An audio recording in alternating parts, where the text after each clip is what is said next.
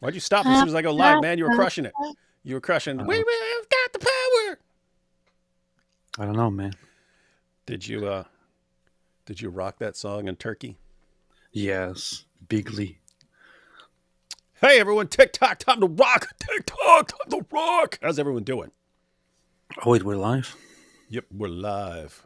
We're live and crushing it. Oh, Wait, did I send out the link? I didn't even send out the link. I'm going to send out this link. We're live going through a recent study about the Gaza Ministry of Health faking some casualty statistics. All right, send out the link. Send out the link.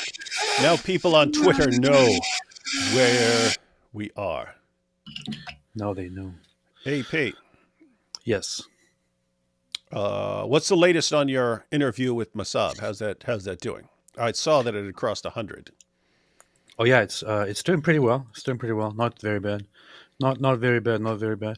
Currently it is at 117,000 views. 117,000 for the 7-hour interview with the Green Prince. Hey guys, Well, it's taking off. Really, it's like statistically, it's going like this. That's what you want to see. Ooh, maybe we found your new approach, guys. Who should AP interview next? He had an awesome interview with Masab. It's blowing up. Just posted it yesterday, but it's blowing up. It's going up. I'm thinking next would be Donald Trump, probably, Donald Trump or the Pope. or the Pope. Yeah, Could ask the Pope about one of those two. I don't know. What about Netanyahu? Too low tier. I need somebody more with more fame and more priority. You know. What about Yahya Sinwar? That sounds good. That sounds good. Although we did recently have a discussion on God Logic's channel, which didn't really go very well. Yeah, I'm looking at the recommendations here. We got he should interview Candace Owens. Seen that a couple of times. Black Angel said Netanyahu. Powerful. Ooh, Emily says Syrian girl. That dude, you're talking instant 2 million views. If you could get Syrian girl and actually ask her some good questions. I asked her if she would debate me sometime. The thing is, she was messaging with me in the past, and I asked her to debate me, and then she stopped responding. Hey, wait, did you say earlier? So earlier, Visegrad posted about Israel bombing a Syrian weapons depot or something like this, but it caused a big explosion. And in a comment, I said, Syrian girl. So this is from her. Did Israel just nuke Syria? Right? So I posted that, and then a couple of minutes later, I was like, I bet she actually said something like that. So I go over to her page and she goes, was this a tactical nuke? And I'm like, oh my goodness. She literally said what I was making fun of her, making fun of how dumb she is. And she does exactly what I made fun of her for doing. She actually did it. Was that a tactical nuke? Guys, Israel's not going to nuke Syria.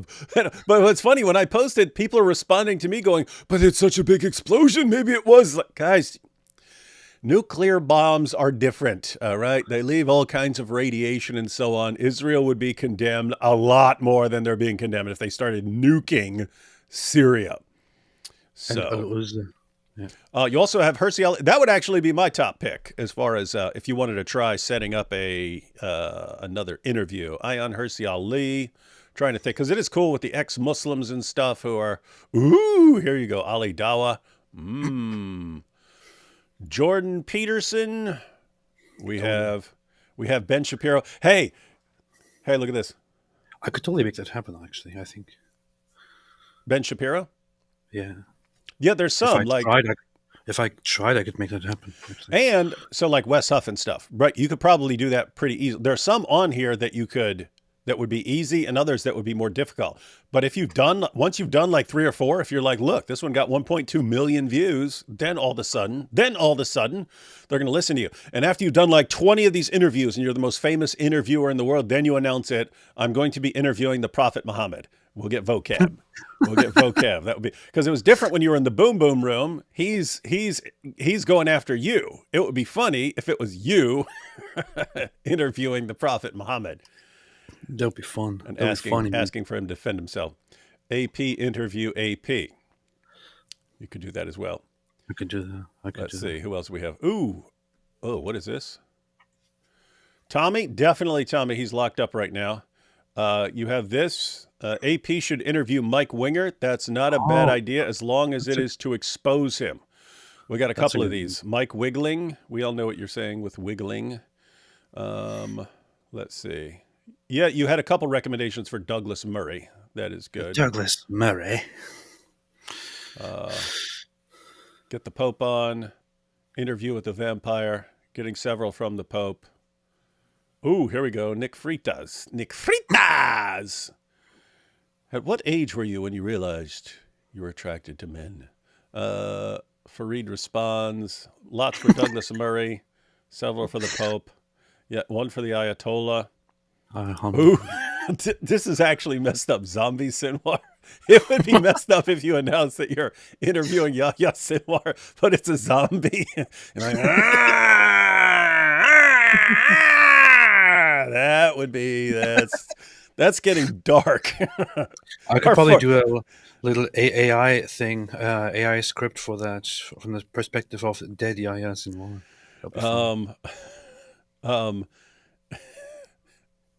Joe Biden.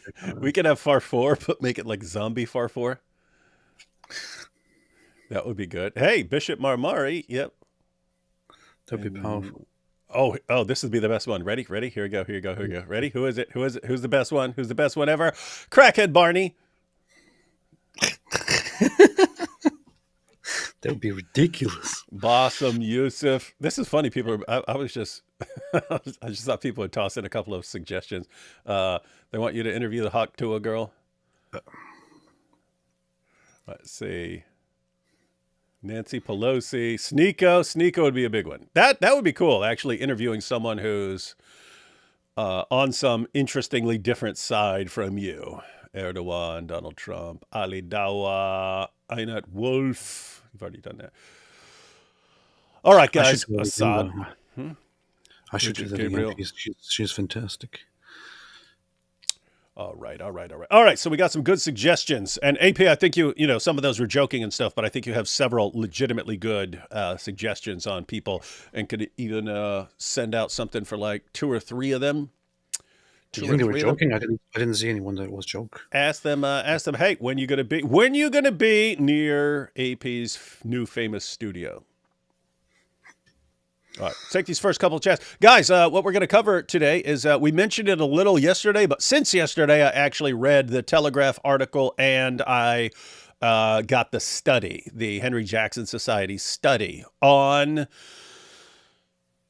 the Gaza Ministry of Health doctoring, weird, because I said doctoring and they're the Ministry of Health, but they're doctoring the statistics to make things sound worse. They're like an adult dies and they'll put it down as a child. A man dies, they'll put it down as a woman. Someone just dies a natural death, they'll say it's a civilian casualty of the war and so on. But they're fudging the numbers to make things look worse than they are, which is wild because it's pretty bad. You've got a war going on. You've got plenty to talk about. The fact that you have to embellish and inflate the statistics shows something. Anyway, our buddy here, Puff Daddy, says, AP, let me also congratulate you for fantastic interview with Masab. You asked insightful questions and so brought out the best in Masab. Your set was much better than the $100,000 Who's Your Daddy set. Thank you. I appreciate that. It was actually it was a place that I rented somewhere that I booked. And so the entire recording was recorded by the guys who run or own the place. They also produced the video. So all I had to do was to go there, tell them what exactly I want in the background. to speak, and then to wait for the footage to come in. They didn't have And any problem with you having the son of Hamas in there? no, no, no.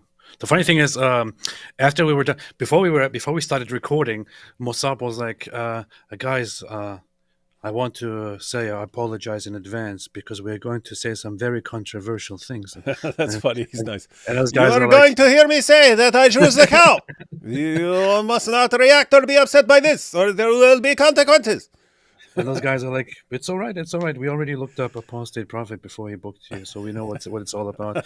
And They're like, oh, we know all about you too. We know all about you. We looked you all up. That's funny.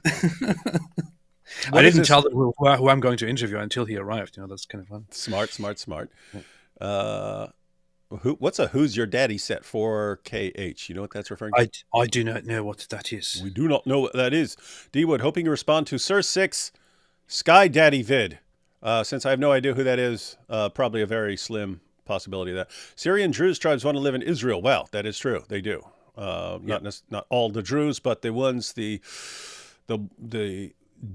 Druze villages in southern Syria, they actually want to be annexed by Israel. They prefer living under as part of Israel than as part of a Syria that is under the control of jihadis. Recently watched your vid of Stupider. Wait, who was that again? Oh, Stupider. Stupider. I'd already forgot about the dude. I'm like, who are they talking about? I vaguely remember. He's a neo-Nazi guy who was recently on the Dean show. Okay, yeah. So, yeah, this, and I couldn't remember what he talked about, but fortunately the comment here explains it. From 2 weeks ago about the Schofield Bible, and couldn't stop laughing at the voices you guys make because it's literally what they sound like. God bless you guys. Keep it up.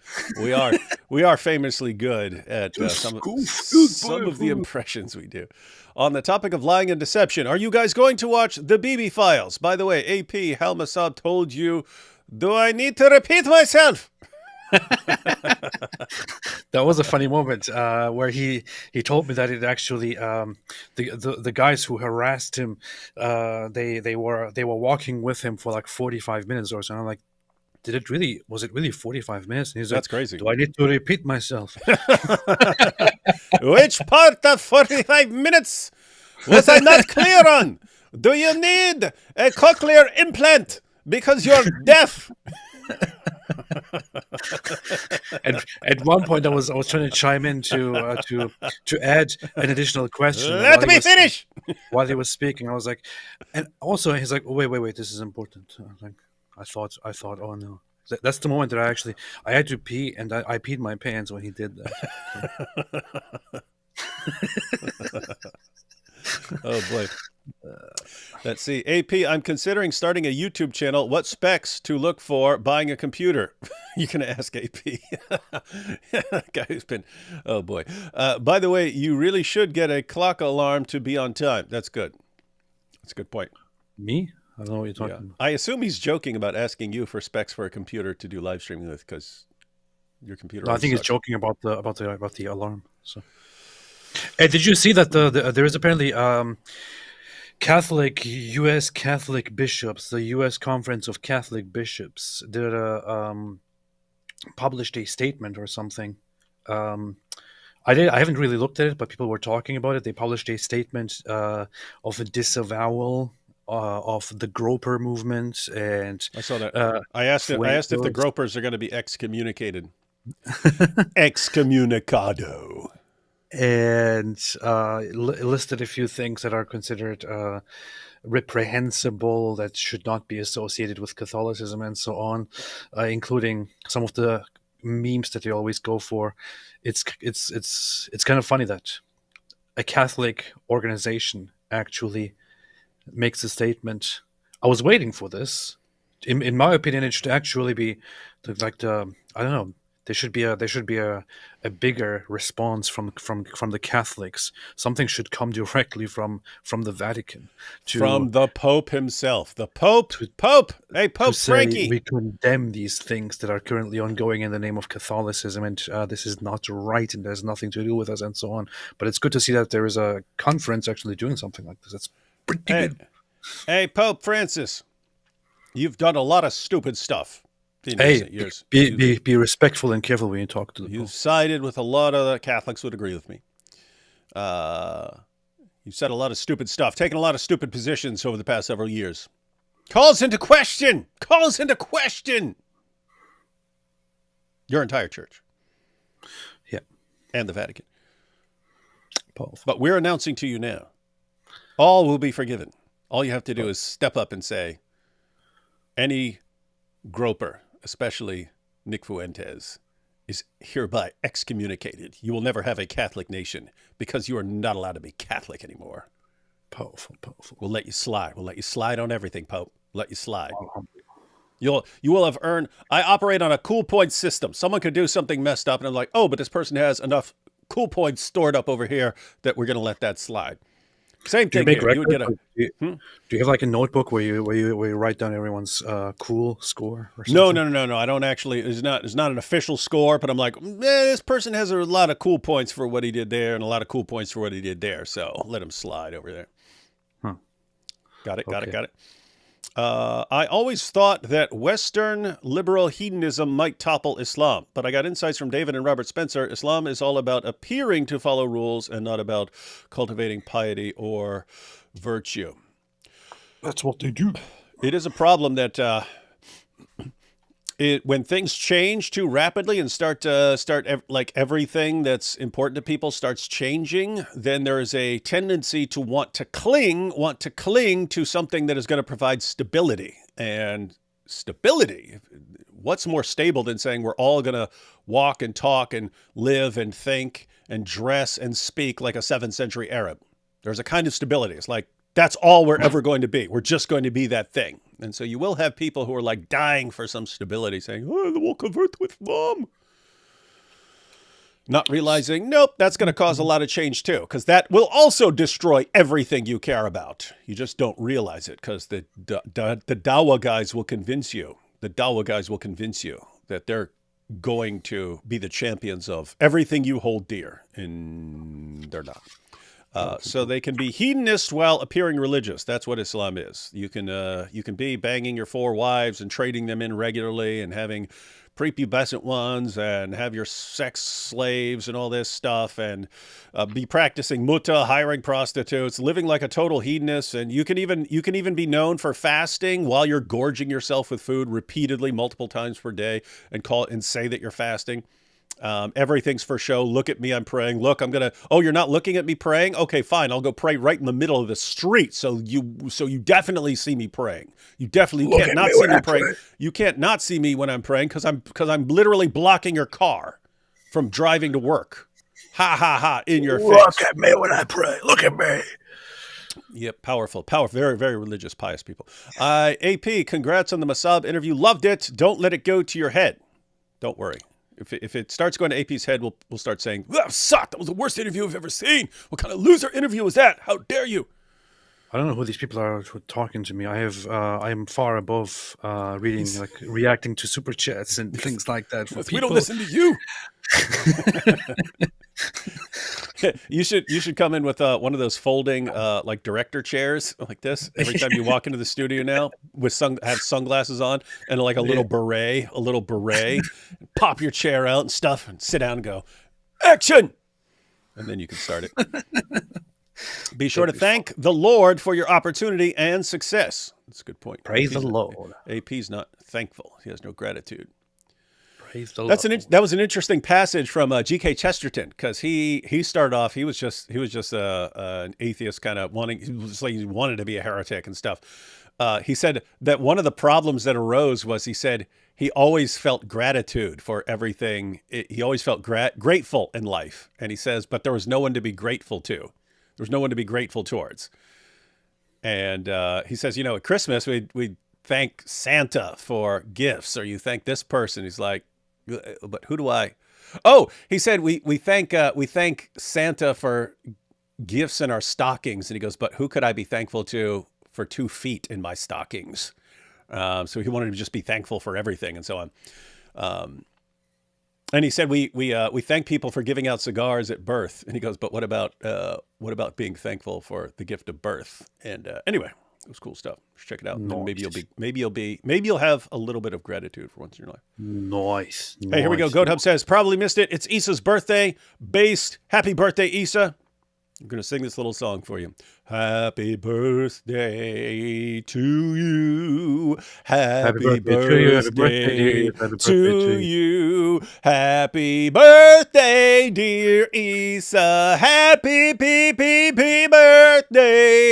to you.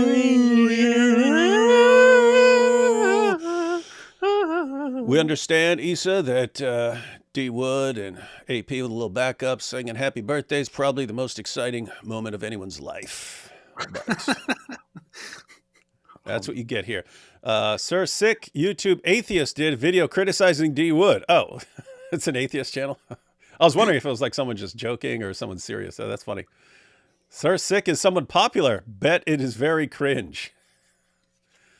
If Sir Sick is popular, how come I've never heard of him? I left a lot of comments in the comments section. That's that of the Sir Sick video. Thanks. Oh, Issa says, thanks, Goat Hub. Any more coverage on the Islamic dilemma? Yeah, Issa said he's writing something on that. We're going to be, Issa, 2025 is going to be the year of the Islamic dilemma. We're going to focus on it a bunch. Matter of fact, you can join us in our research, and we're going to go through the entire Quran, categorize every single verse that says anything about the previous scriptures, and put it all together. What in the world is this? Catholic This looks like a funny channel. Sir Sick is a channel with a knight as a profile picture. It says fighting silliness, stupidity, and DS dumbs. I am a stupid, making fun of any and all ideas that are even more dumb than I am. What is this? That actually sounds funny, though. I might have to check that out. Okay, if you made a response to me, maybe we'll check it out. Hey, Apu Pocket said, Catholic here, I'm 100% in agreement with D. Wood. So everything. You just heard it here, folks. He's 100% in agreement with me on everything, not just on the Pope issue. So maybe he's agreeing with me that the Pope has said dumb stuff. Maybe he's agreeing with me that all should be forgiven if he excommunicates the gropers. Coffee House Dialogue says, D1 and AP, you need to comment on the Greek Patriarch of Antioch. Antioch is selling out to the Kafias. Is that true? You heard about that? No. That's wild. Because the Greeks, during World War II, they defended the Jews a lot. Protected them from the Germans. The funny thing is that the Orthodox you think it's funny? I think this have is all had they have had an joke? overall better relationship with Jews than the Catholics, for example, throughout the history of Jewish-Christian relations. In fact, I think it is generally thought that Orthodox Christians had a more peaceful relationship overall compared to Western Christianity with the Jews. Although there was not much of a mutual love, there was generally peace and all that. But I don't know what is happening recently. Yeah, we'll have to check it out. Consider Samir Ghil, leader of Lebanese forces, anti-Iran, pro-Israel, was convicted of war crimes during Lebanese civil war, but one of only leaders that served time for 11 years in a dungeon.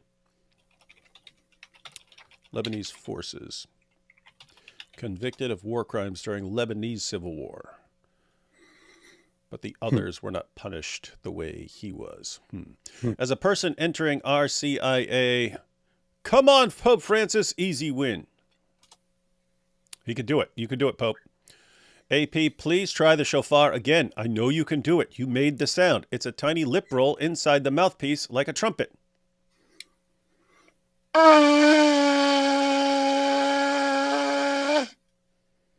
Happy? Thoughts on Myth Vision slandering IP recently? Does not surprise me.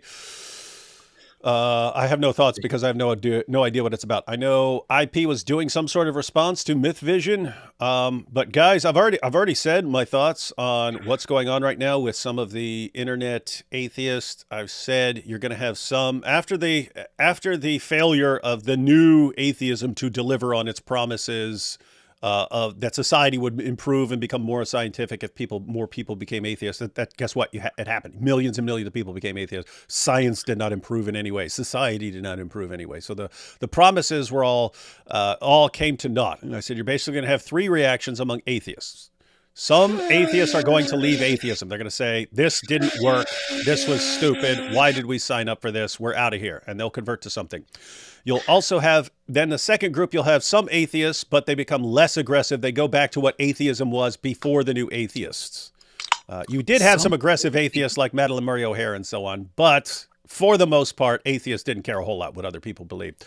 Then they became, with the new atheism, they became obsessed with making everyone agree with them. I think it's going to go back to not caring for a lot of people. I don't really understand what's going on here because Myth Vision, Derek, I really like the guy. I've had a personal friendship with him. I'm explaining it. I know exactly what's going on.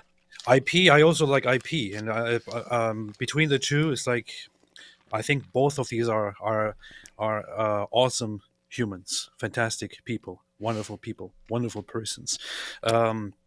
And to my understanding, those two were getting along very well as well. They were personally communicating and partnering up and all that. So I'm not entirely sure what happened, what unfolded over the last few weeks or so, but it's kind of sad to see. I'll tell you exactly what's happening. So as I said, the third group will be the new atheists who sort of grew up with the new atheism, where atheists are a bunch of guys who sit around going, we're smart, everyone else is stupid, we're smart, everyone else is dumb, we're so smart. And that felt good. It felt good to just be able to sit back and tell everyone else they're stupid and pretend that you're smart. Now you're getting past that, where that doesn't work anymore. Now people are thinking, actually, you're freaking stupid. You guys thought you knew how to run things and you don't. You're a bunch of idiots, right? Guys, notice the parallel here, right? You have a bunch of jihadis in Syria taking over Syria. Now they're stuck with the difficult work of actually having to make a government work, right? You need a full government. You need court systems. You need an economy. You need constitution. You need a lot of stuff now that you as jihadis might not know what to do with. So once your goal was, let's just get rid of the regime. Let's get rid of the regime. You knew how to do that. Okay, now you got rid of the regime. Now what? Now what do you do? Well, we don't know. We hadn't thought this far ahead. That's like the new atheist came out. Let's just get rid of religion. Let's get rid of all this stuff. Let's tear it all down. Tear it all down. Okay, you got a bunch of what you want. Now what? Now what are you going to do? We don't know. We don't what? I thought all we were going to do was spend our whole lives saying we're smart and everyone else is dumb. No one's listening to us anymore. What do we do? What do we do? They don't know what to do. And so they're scrambling to figure stuff out. So I don't know what the situation was with Myth Vision. But psychologically, people who are the group that's trying to cling to relevance and want to cling to their position of saying everyone's dumb and they're smart. They're not going to be doing well right now. They're psychologically traumatized by reality. And so they're going to be lashing out in every direction. And some of it's not going to be pretty. So I have no interest in following what's going on. Here's the idea, guys. Some people are dying for attention. They're striving for attention. They desperately want attention. Some of those people, you want to give them attention because you're going to feed their narcissism and make them even more difficult to control later on. I hate people who want attention. Yeah. Other people want attention because they're trying to strive to relevance, and you want to ignore them. So some people are dying for attention. I want attention. Pay attention to me. Listen to me. Listen to me. Listen to me. Some people you want to say, oh, okay. You want to feed them. You want to feed their narcissism. Why? Because they're going to cause massive damage. This is what you do with a Dawa guy. When you see a Dawa guy come along and he's complete narcissist and wants tons and tons of attention, give him attention. Because in the future, once his head is so big that he cannot withstand one word of criticism, he will start lashing out in every direction at his fellow Dawa guys, and it will cause massive division. That's cool. You want to feed that narcissism. Other people, like an atheist who's sinking and is like, trying to stay afloat and stuff, just ignore him. Not in reality. If he's actually drowning, then definitely help him. If he's drowning in a sea of his own failure because he chained himself to a sinking ship, that's on him. True. The Bible Melody says, please rate one of my Bible songs on my channel. I will watch a video. Do you I'll think watch that? Do you whatever think your that's funny? I will watch whatever your most popular video is on the Bible You think Melody that's channel. funny? Why are you laughing about this? You think that's funny? What? I didn't Why laugh. did you laugh? How would Muslims do Hajj from Mars? You're finished. Muslims move to Mars. That would be, they could do it. It'd just be a long pilgrimage. What's the difference between the end times narrative in Christianity versus Islam? Asking from my mom, who thinks both religions have the same narrative of killing us Jews to achieve apocalypse. Any thoughts on this, AP? I mean, Islam is a very Islam has is with Islam. It's very clear there will be lots of signs for the end, and especially while there are the minor signs, there are about 10 In major Islam? signs that are supposed to happen in Islam. Well, yeah, And but we don't need to be talking about minors here and what they're going to do with minors. and so among those, there will be the Dajjal, the Islamic equivalent of the Antichrist, but some guy who's claiming to be God and so on, and who raises people from the dead, and who makes people believe that he's wonderful and all of that. It's kind of funny because what Islam describes as the Antichrist or as the Dajjal pretty much sounds like Jesus in Christianity. It sounds like Islam kind of developed this whole aversion against Christianity and thereby built its own eschatological system. Anyway, that guy will be followed by a bunch of Jews, and the Jews will be fighting against the Muslims, and the Muslims will fight them and kill them all. And the Jews will be hiding behind rocks and trees, and the rocks and trees will say, "Hey, Muslim, there's a Jew behind me, come and kill him." Except for one tree, which is the Kargat tree, which everyone in Israel is planting in their backyards because everyone knows exactly that this is going to totally happen, according to Muslims. But eventually they will all be killed and eradicated, and everything will be wonderful and happy and super. But then the Islamic version of Jesus will come, and he will also break the cross and kill the pigs, and also convert or fight the Christians. So everyone will eventually be violently subjugated and humiliated, and then that will be the end of all. It's just a wonderful tale of love and peaceful submission and all that. Mm-hmm. So Islam is the religion that explicitly states that the Jews will be eradicated before the end comes, so it must happen. The day of judgment will not come before that happens, until that happens, and it also says that the Christians will be basically fought and the cross will be destroyed. Yeah, and now you have Muslim commentators, because there's one thing Muhammad said, that he will abolish the jizya, and that's interpreted, if you're going to abolish the jizya, then that means you're going to wipe out all the people who are paying the jizya, because other than that, you're supposed to be paying the jizya. So the idea is that they're going to be wiped out. For me, the biggest difference is in Christianity, Jesus says it's him and the angels who are carrying out the judgment. In Islam, it's Muslims are told that they're supposed to do things that are bringing about the end. Like you go, you're not getting your virgins until you go around killing these Jews and so on. So one is divine judgment, and the other one is there's divine judgment, but there's all this stuff, there's all this killing you're supposed to go do to bring it about. And so even if you didn't believe in either religion, like if you don't believe there's going to be any sort of divine retribution that is going on according to Islam, you still have a bunch of people who are told to go around killing to set things off. So it's dangerous. It's dangerous even if you don't believe in it. Coffee House here says, Greek Patriarch of Antioch is headquartered in Syria. They had a prayer summit with Muslim leaders against Israel. A prayer summit against Israel, calling Muslim spiritual brothers. Make that make sense. That's how they sell out. Yeah, I don't know, because I only have what you're saying about this. It wouldn't surprise me. And really, I actually get Christians in Syria who are surrounded by jihadis now, doing their best to get along with jihadis. But yeah, there are certain lines you're not going to cross. So I hope they're not crossing those lines. It's kind of a pathetic move, man. D Wood, when Irfan Pechi join you? Yes. I still don't know who that is. AP is the great interviewer of us. Derek seemed to be using IP for content. Oh, that's what you have to do right now. If you're starving for relevance and you want attention, then you're going to cling to anyone who's doing anything and try to, Derek with content. look, What do you you see, I'm responding to him. I'm the powerful voice refuting him. Yeah, good luck with that. LSD, you need to quit with that. I think Derek has plenty of content. I don't think he depends on that. I think he just has a personal thing going. No, AP, stop clinging to what you know about a guy from 5 years ago. He's psychologically traumatized now. He's psychologically traumatized right now. Everything's going to be for show. Pope Derek.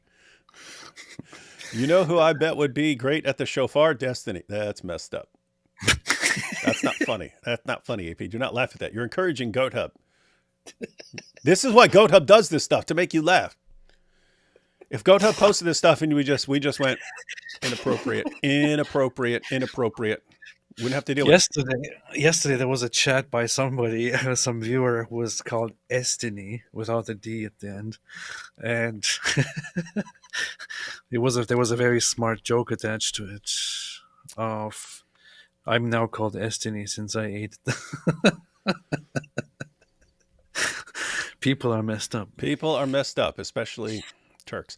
Is there a scripture I can fire back at Muslims when they say we misinterpreted the words of Allah when he says go back to the people of the script? But the people... One, you just need to read what that verse is, but you're not just talking about a verse.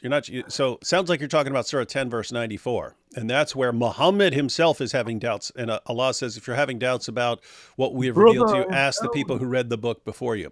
So that's just one passage. What you have to deal with is the many passages where the Quran says it's specifically affirming the scriptures that are in the possession of the Jews and Christians during the time of Muhammad. And we know what those scriptures are because we have copies from before them and from after them. We know what the Torah and the gospel were at the time of Muhammad. It doesn't line up with Islam. And so just keep going through various passages. Go chapter 3, verses 3 to 4, go 7, 157. Go 543, 547, 566, 568, 1094, as you've pointed out. Several more important passages, but just get their feedback on those references that I gave you. There is no, we've shown repeatedly. I mean, me and Avery just went live. We challenge all Muslims. Just tell us what the Injil is. No one, not one Muslim could give us an explanation of what the Injil is that fit what the Quran itself said. Why? Because there's nothing. The only thing you could say, if you were to read the Quran from beginning to end and say, what is the Quran affirming? It's affirming the scriptures that Christians still have. But you can't say that as a Muslim because our scriptures contradict it. And therefore, there's just no way. There's no way. AP's got a little cold here. He's getting over it. He's taking the necessary precautions. Love what you do, Brother D. Wood. Jesus is king. That's true.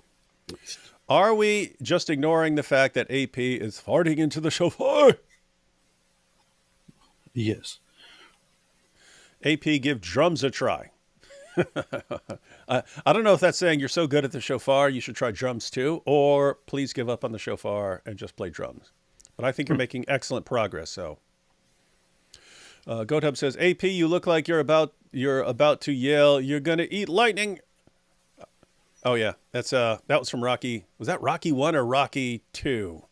He's telling him how he's going to be fast. It was his trainer Mick. He says, "You're going to eat lightning and crap thunder." It's pretty. I don't know the reference. No, because you haven't watched any good movie ever. If Allah breathed into the lady parts of Mary for her to become pregnant to Jesus, wouldn't this imply that Allah was? No, it would not imply that at all. All he says is he blew into her. He blew into her.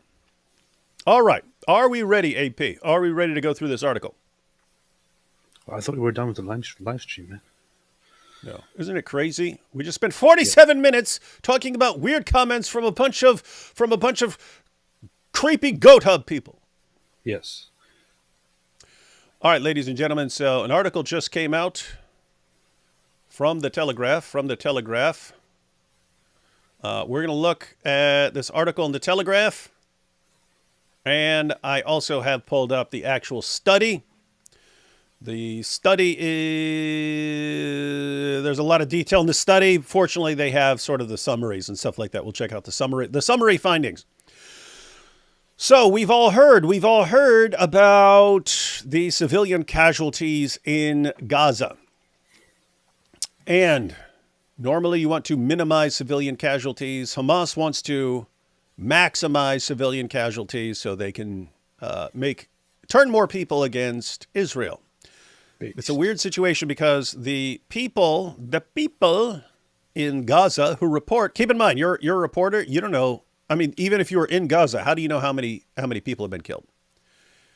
Someone has to give you a number. Who's giving journalists their numbers?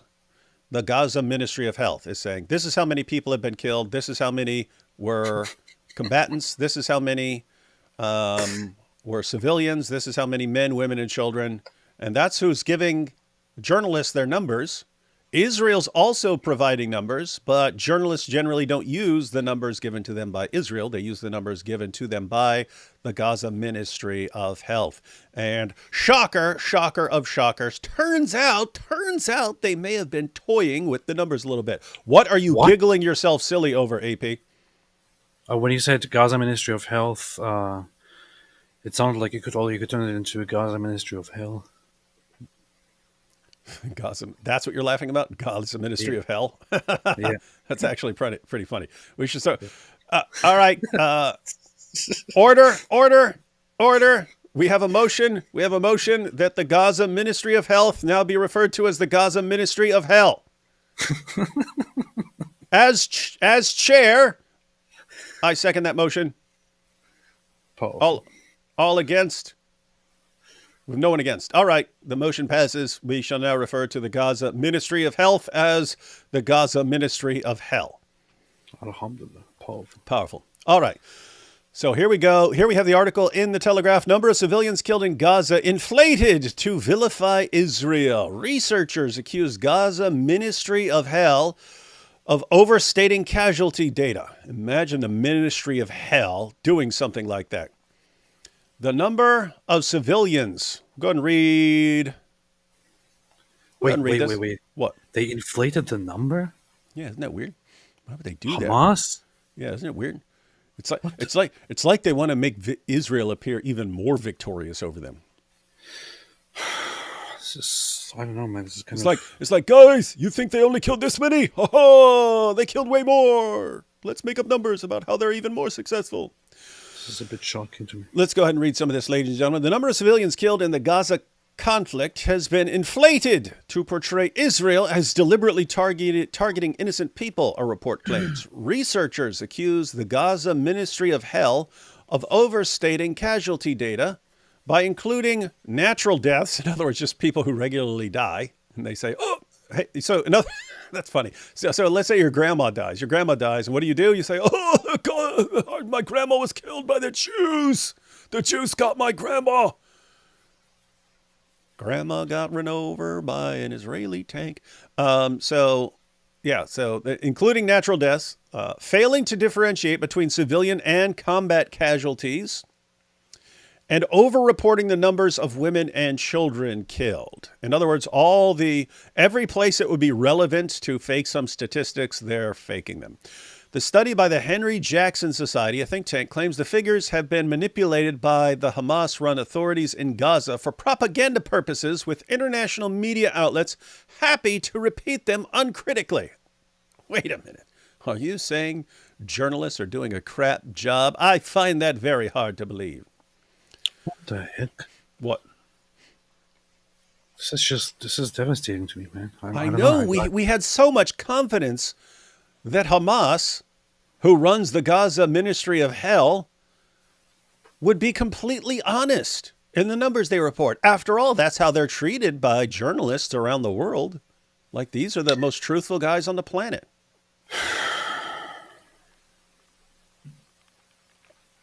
I don't even know what to do. It's like we've entered into opposite world where the most reliable people turn out to be unreliable. I don't know what to do. All year I was trusting Hamas.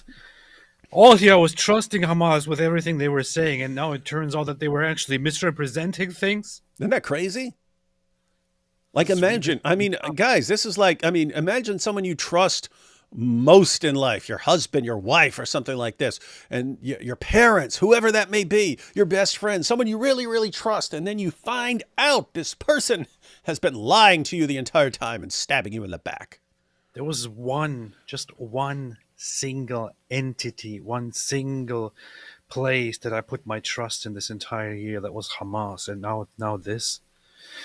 It's wild stuff. All right, as much as heartbreaking as this is going to be, we're going to have to get to the reality. The truth must be told. The Gaza Ministry of Hell has estimated that more than 44,000 people have been killed since Israel launched its military response to the October 7th Hamas attacks. The Henry Jackson Society found that based on Israeli and U.S. military and intelligence reports, around 17,000 of these were Hamas fighters, but claims that this has been frequently overlooked in media reports. Its report states, the Ministry of Hell, operating under Hamas, has systematically inflated the death toll by failing to distinguish between civilian and combatant deaths, over-reporting fatalities among women and children, and even including individuals who died before the conflict began. So even before October 7th, there were people dying that year. And when the Gaza Ministry of Hell is reporting deaths, they're including people who had already died earlier before the conflict. So in other words, your grandma died in January of 2023. You say, the Jews got grandma, the Jews got her when they retaliated after the October 7th attacks. This has led to a narrative where the Israel Defense Forces are portrayed as disproportionately targeting civilians, while the actual numbers suggest a significant proportion of the dead are combatants. We've already known that sort of thing. Let's see. Critics of Israel say that even if anomalies are excluded from the casualty figures, tens of thousands of innocent civilians have been killed in Gaza. The report found numerous statistical anomalies and inaccuracies. Researchers say that around 5,000 natural deaths, which would have happened even without the conflict, appear to have been added to the list of casualties, including cancer patients who later appeared on lists of those still receiving hospital treatment. So guys, get the point about the 5,000. In other words, they're doing an estimate here. They're saying basically 5,000 people die annually in Gaza. Just of natural death. You just die. You get old or something like this, or you're sick or something like that. So 5,000 natural deaths. What they're saying is that the Gaza Ministry of Health has basically spent the entire year. Anyone who dies, they say it's because of Israeli attacks. So they're saying, it's been over five. If it's 5,000 annual deaths, it's now been well over a year. But they're saying these guys are including natural deaths. So if you get sick and go to the hospital and you die, then they put you down in reports as killed by the IDF. Interesting stuff. Other errors, some of which were later rectified by the ministry, include adult casualties being recorded as children, several men being wrongly recorded as women, thereby artificially increasing the number of women and children recorded as killed. So your friend Ahmed dies while fighting the IDF. How do you report this? You report this as, they got poor Aisha. Who wasn't a 22-year-old man fighting against Israel. Aisha was a 9-year-old civilian girl, and the IDF got her. That's how you report it. Researchers who established that the majority of those killed were men. Interesting. Researchers who established that the majority, talking most, of those killed were men aged 15 to 45. Said they found a pattern of victims' ages being revised downwards by at least 1 year when compared to data on the Palestinian population register in an apparent attempt to inflate the number of children recorded as killed. So the idea here is everyone who's reported as dead, you knock at least one year off their age so that the average looks significantly younger. And of course, so some of those fall into the child category. This misclassification contributes to the narrative that civilian populations, particularly women and children, bear the brunt of the conflict, potentially influencing sentiment and media coverage, said Andrew Fox, the report's author. The Henry Jackson Society said, the casualty figures also failed to distinguish between Gazans killed by the IDF and those killed by misfired Hamas rockets or during the distribution of food aid. So they're not distinguishing when they're saying, look at all these people who've been killed. They're not distinguishing between people killed by the IDF and those killed by Hamas misfired rockets, or just flat out killed by Hamas for disagreeing with them over something or trying to get food.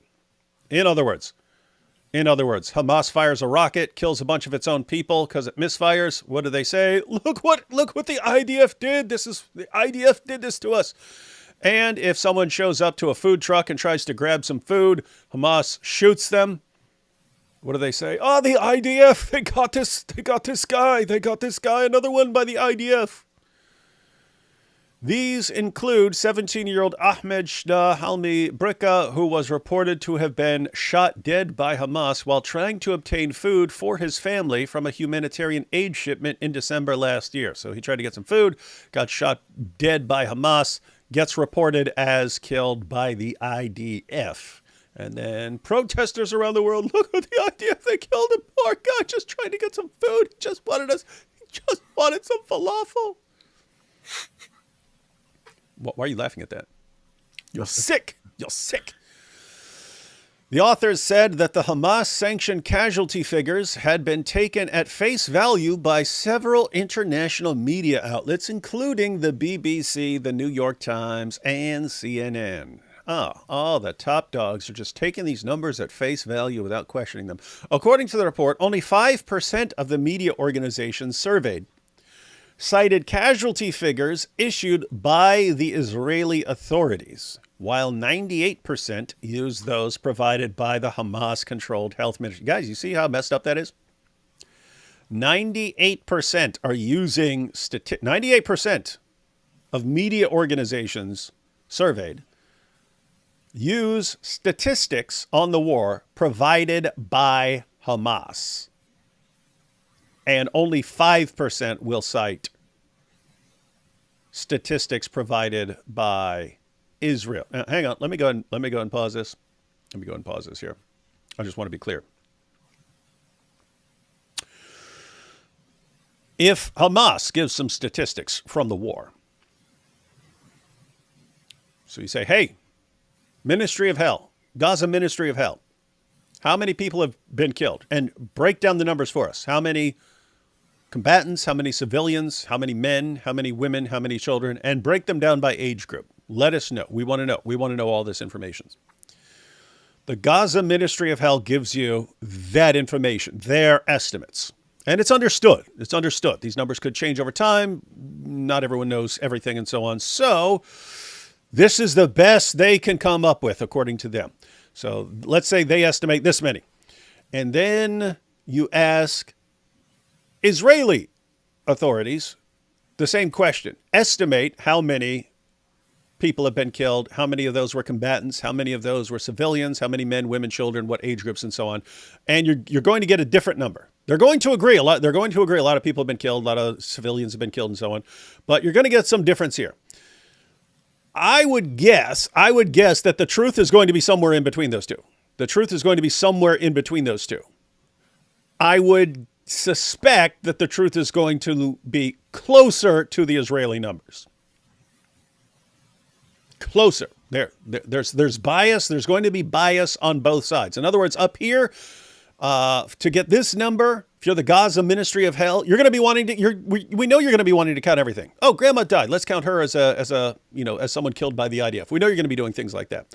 If you're on the Israeli side, you're going to say, hey, we've heard that the people are saying that such and such happened. We want good evidence before we actually tack that number on.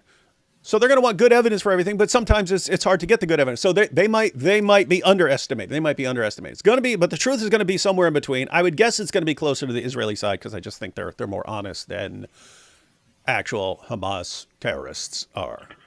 You don't trust terrorists.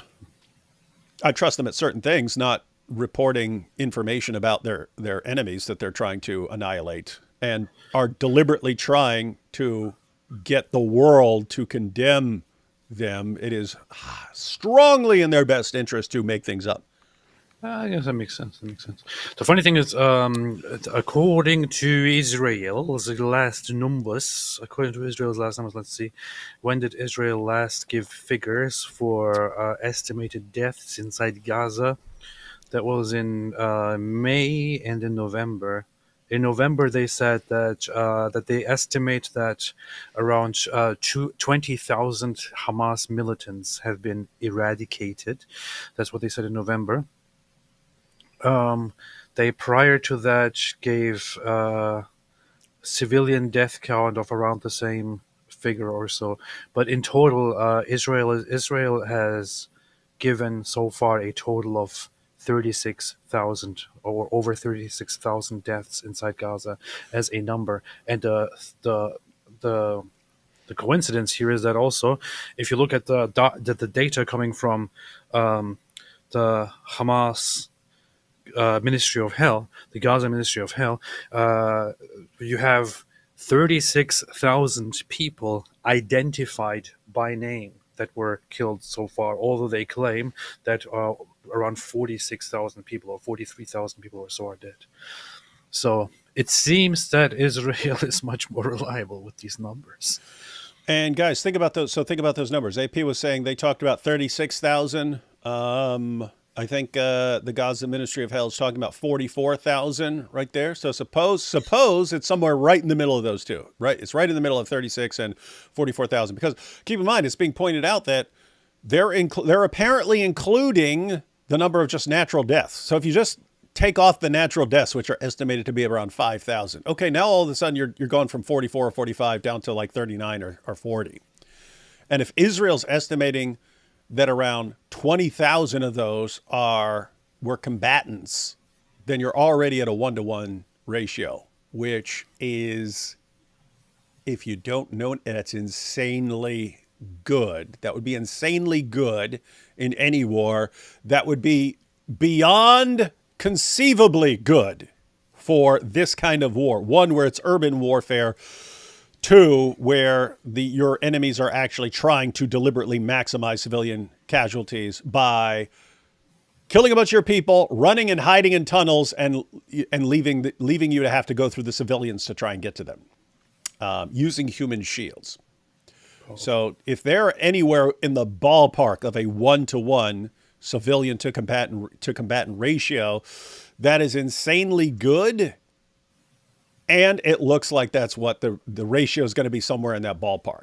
So this is why you'd have to misrepresent things if you want to make Israel look. Anyone who has any concept of history of warfare or anything else would look at this and go, my goodness, they're being careful. What's the message being spread? They're just dropping bombs randomly on any civilian they see. Bunch of dopes. There are still entire regions inside the Gaza Strip, that are not yet under Israeli control, and where Israel has not made any attempt to really to fully occupy, to fully go through and take under control. There are still entire places in Gaza that are currently only surrounded by the IDF, but that the IDF is not fully controlling right now, and many places that have also not so far been in any way harmed, bombed, or anything at all. Possibly because Israel or the IDF thinks that at this moment it does not seem beneficial to have large-scale operations in that region, or they're trying to get more information, or trying to, I don't know, explore the underground tunnel system further to see if it really goes there. This has been going on for quite a while now, this war, but there are still entire regions and even cities that are still left alone very much, and Israel doesn't have to do this. If Israel was the villain, the monster that they have been depicting Israel as, Israel didn't have to do this. Israel could have been just bombing the heck out of this whole place by now and taking all of it under control after relentlessly bombing, relentlessly burning it all up. They're not doing that. It's bombing and Bombing. burning. Sorry, burning and bombing. Yeah. All right, now we got it. All right, let's get a little more of this article here. So where was we? Where were we? BBC, New York Times, CNN. According to the report, only 5% of the media, blah, blah, blah. 98% of those used. Okay, so as I pointed out, I would guess that the truth lies somewhere in between the numbers given by the Gaza Hell Ministry and the IDF or the Israeli authorities. And yet, journalists around the world go almost exclusively with the Hamas figures. Very smart, very smart. The report, carried out by the 50 Global Research Group with the support of the International Institute of Social and Legal Studies, also accuses the United Nations, of conflating civilian and military casualties in a number of its humanitarian appeals. Wait a minute, I thought the United Nations were the good guys. Who could have thought? Oh no, this is shocking! The United Nations is corrupt. Even the United Nations! Oh no! Yeah, first we found out that our best friends in the world, our heroes, the pillars of virtue and ethics, Hamas, they're making things up, but now it's the United Nations? I can't believe this. It states, the omission creates a skewed narrative portraying all casualties as civilian, shaping public opinion and international policy based on incomplete or manipulated data, with Israel accused of genocide, ethnic cleansing, and crimes against humanity. Priti Patel, the shadow foreign secretary, told the Telegraph, the manipulation of events and facts on the ground throughout this conflict confirms that a terrorist organization like Hamas will distort the truth. What? Wait, they needed confirmation of this. This confirms. What is it that confirms? The manipulation of events and facts on the ground throughout this conflict confirms, because we didn't have confirmation, we didn't know, we were like 50-50. Will a terrorist organization like Hamas distort the truth in order to further their own aims? We don't know. But now we've got the evidence, ladies and gentlemen. The evidence confirms that a terrorist organization like Hamas will distort the truth to further their own aims. The media must be alert to this and report information and events taking place in a responsible and balanced way. You have pretty high expectations for journalists nowadays.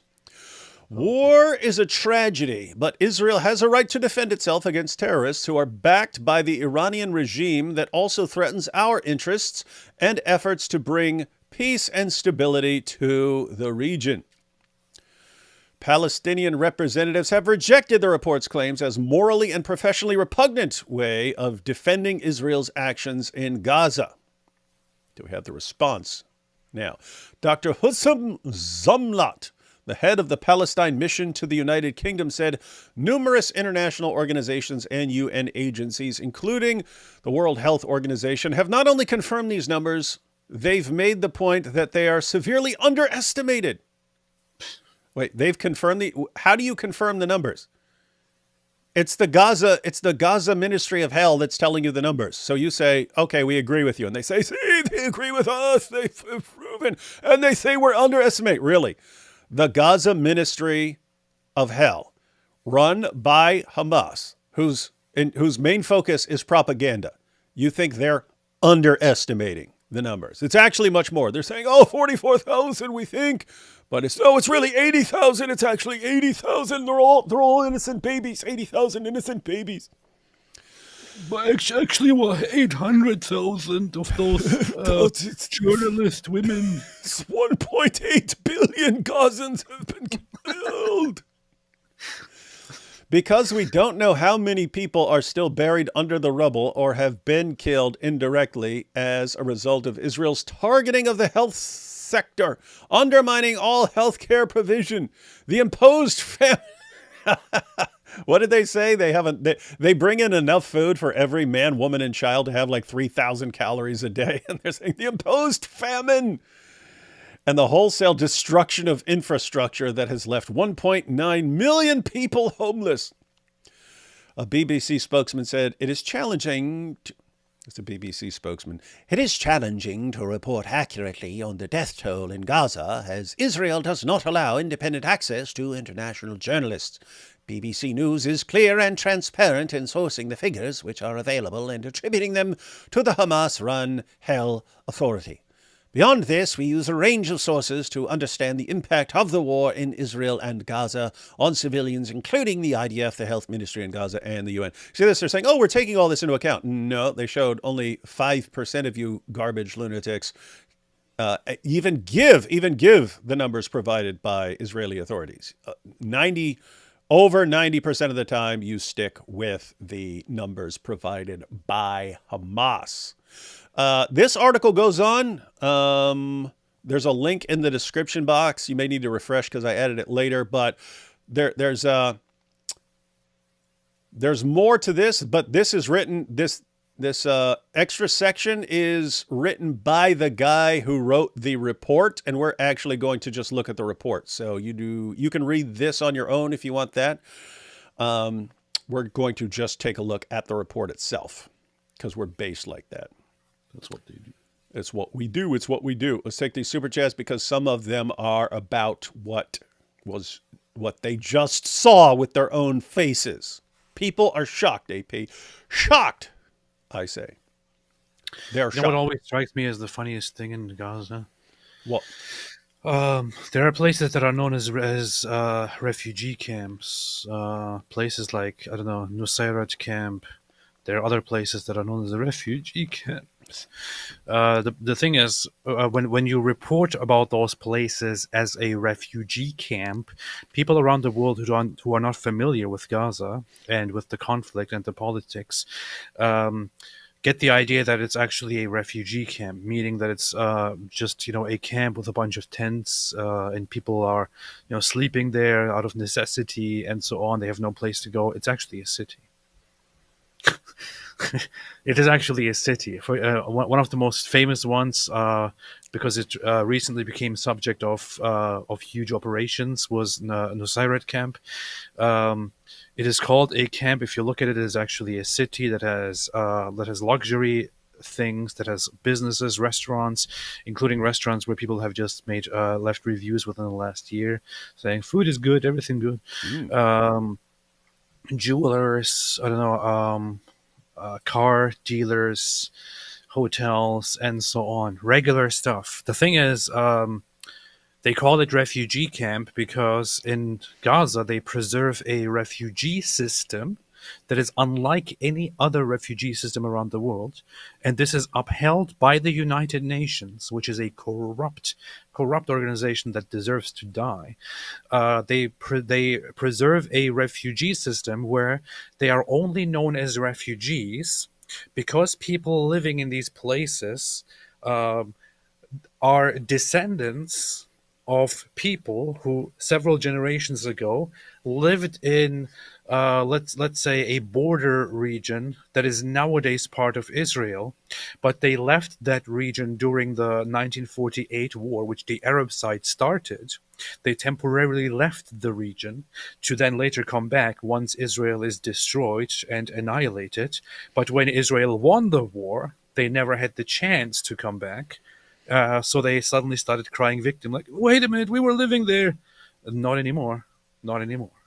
Bye-bye. Not anymore. And those people from the aggressor side that left with the hopes of annihilating Israel and coming back and living there and taking everything from the Jews, those people are still recognized as refugees. Excuse me, the descendants, the grandchildren of those people are still recognized as refugees, despite the fact that they are still living normal lives like you and me in regular cities. And the United Nations is keeping up this facade, this clownery, this stupidity, this pathetic system, which only the so-called Palestinians in the world can claim. Nobody else is treated by these standards. Only the Palestinians. Only they are treated with these standards. Only they get this corrupt treatment from the United Nations that is in on this. Yeah, the United Nations is garbage. I've said it once, I'll say it 1,000 times. Islam ruins everything it touches. Takes good ideas and turns them into terrible ideas with the power of it's like the Midas touch, but with turning stuff into crap. Islam's really good at it. Powerful. All right. Take some super chats because they are based on this article, and then we will take a look at the core findings of the study that the article is based on. Myth Vision reminds me of the nutcase fundamentalist. Is that a specific person, or you're just saying in general a nutcase fundamentalist? Because lots of the new atheists were basically like the fundamentalist versions of atheists. Also, do you guys think Destiny went to Diddy parties? I have some respect for Myth Vision and the Pope here. I don't want to say it again. Yeah, I don't know about the Diddy parties. I don't know how popular he was. Don't think so. Get him AP, get him D Wood. It's what we do. Alhamdulillah. The headline is a year behind. Yes. And if you went back a year in time and said, hey, what's a headline going to be once someone actually studies the numbers, you would guess some messing with statistics has been going on. So you could have anticipated that. I'm shocked AP is laughing that the Gaza genocide may be smaller than experts say. I thought he'd be like, damn Jews are losing their touch. Paul. The Jews ate my grandma. Where's the body? Hey, and remember they were trying to say that Israel had a new evaporator ray where they could just shoot people and it evaporates them to cover up the evidence. I guess that was a little plan. Okay, what if they show that there's only 36,000 and over half of those are combatants and not 44,000 and almost all civilians? What are we going to do? Oh, we'll just say they evaporated them with their evaporation ray. That is an actual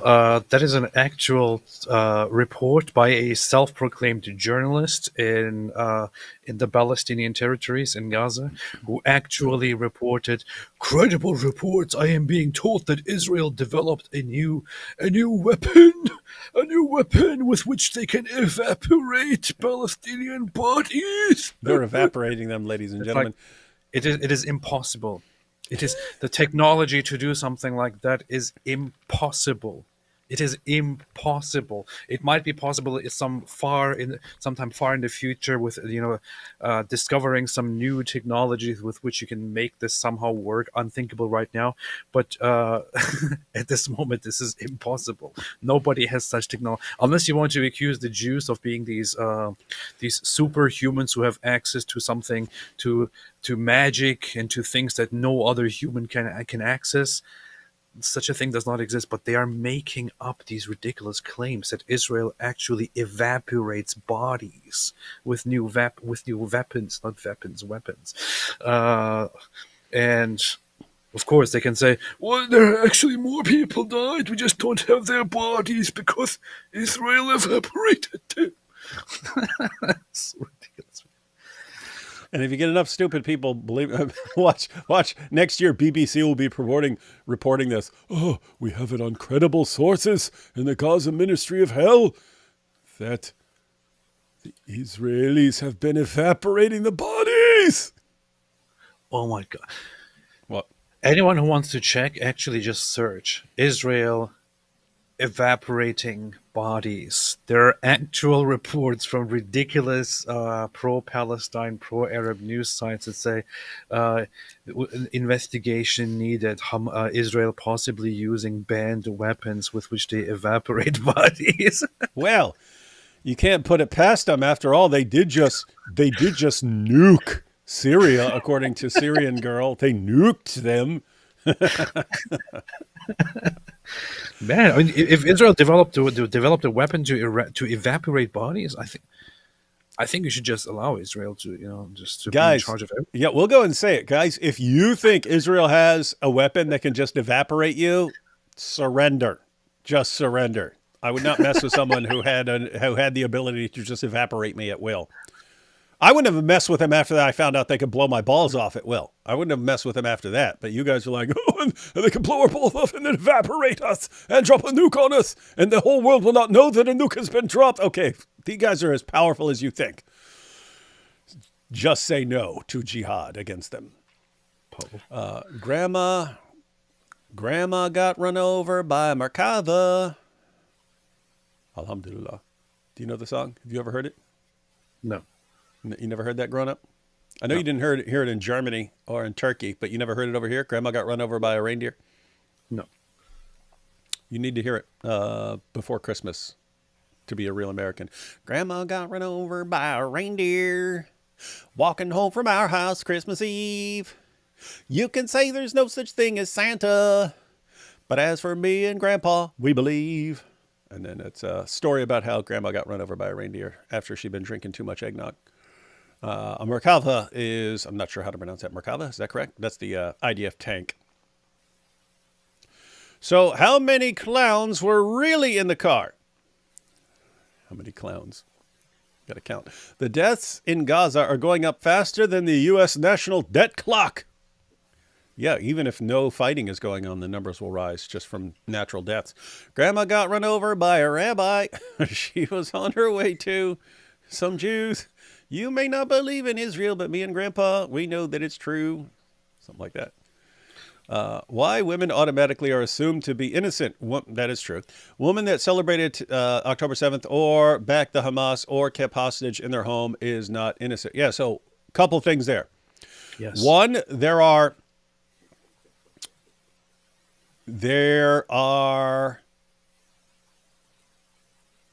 times when they're counting actual combatants as civilian men. But yes, you bring up a point. Just because a woman dies, which all the women who die are going to be listed as civilians, I guarantee you a good number of these women are actually doing something. Right? So we know that. Yes. So yes, you wouldn't want to automatically assume, but it will be assumed that any women killed are civilians. Yeah, just one objection there. I wouldn't say that somebody who celebrated October 7 would be a legitimate target, but I also wouldn't feel pretty bad. I also wouldn't feel very beat up about her death. Yeah, you don't say that celebrating something evil is a death sentence, but you would have a very different view of that person dying than you would of someone who is condemning the attacks or something like that. Very, very different. Nisa Sonic says, IDF is biased. Propaganda is Hamas's main strategy. Yeah, so this is going back to what I said. I would guess that it's going to be somewhere in between and probably closer to the Israeli estimate. Because yes, they're going to be biased in the sense of we don't want to accept numbers until we're verified. So we know we know for a fact around this many people have been killed. Beyond that, we're going to have to see more evidence beyond just someone saying it. But guess what? Some of those deaths that people are just saying are probably going to be real. So the number is probably going to be higher. But yeah, so the IDF is going to be biased in the sense that, hey, we don't want to inflate numbers, so we want to see good evidence for them until we grant them, even though the number will probably be higher than they're estimating. But if you're Hamas, propaganda is what you do. That's your main thing. And that's why I would trust the Israeli sources a bit more. Just like Allah, as mentioned earlier in the stream, I've blown into a few ladies' parts. It's just that none have gotten pregnant yet. That is, yeah, it is. Only Allah can blow into a body part and make someone pregnant. Normal people cannot blow into someone and make them pregnant. I find it disturbing that I have to do biology lessons here, but that's how. What a channel, man! What a channel! On my channel, we don't have such inappropriate talk, but yeah. No, this is actually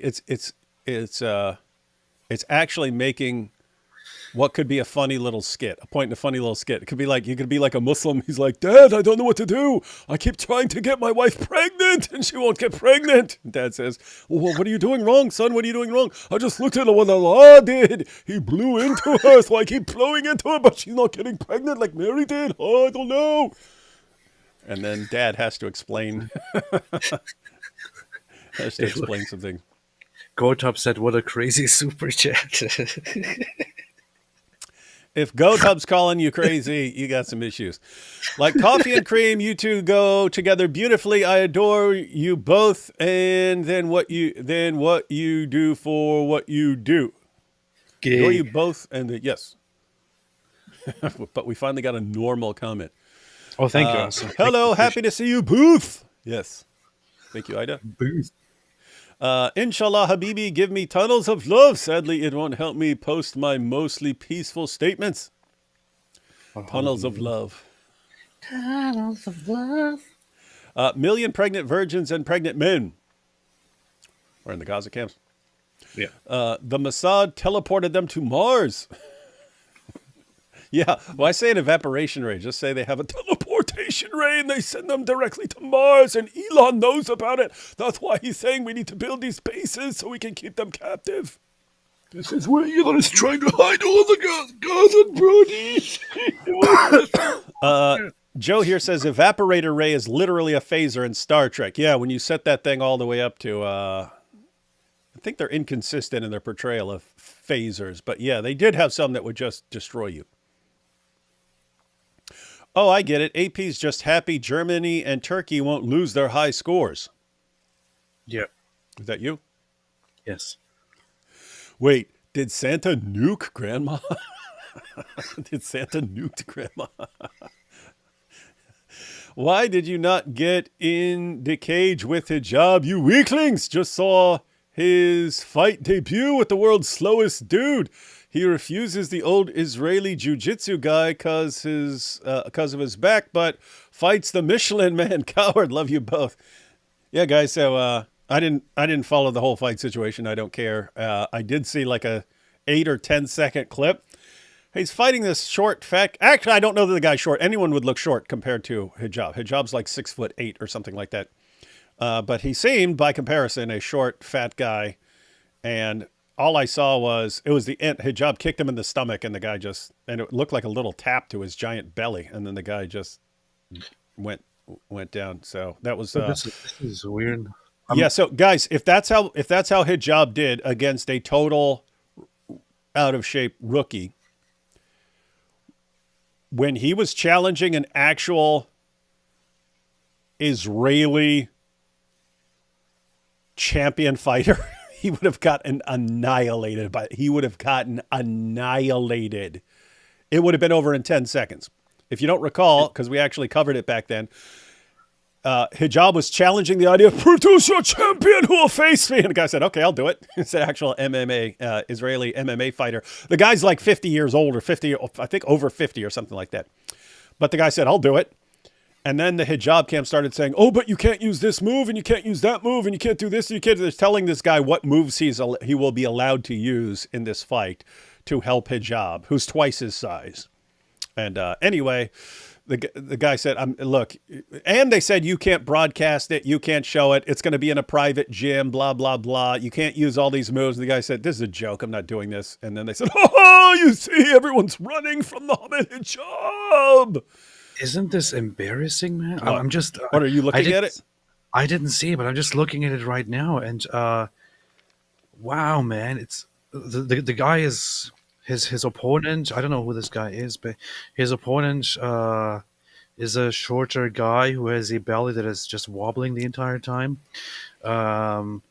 and the way he defeats him is that he at some point barely touches his belly with. That's his what I mean. foot It looks like a little collapsing, just a little kick in the stomach. Yeah, like the guy is shaped worse than me, man. What is this? And it's funny. You've got the hijab fans. We already know what they're. Oh my goodness! He's the greatest fighter who ever lived. He's ready. He's ready for the UFC championship. And when he wins, he goes, yeah.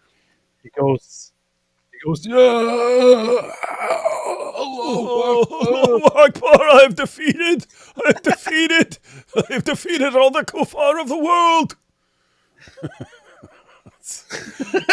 you know, it's interesting because all these guys are going in a martial arts direction, right? Eddie from the Dean Show, Hamza just posted some, I don't know, kickboxing match. Hamza Tortoise. All these guys are going in the MMA direction. Think about how it's the logical next step, and given what's going on, right? What they've done, and this transition happened with hijab.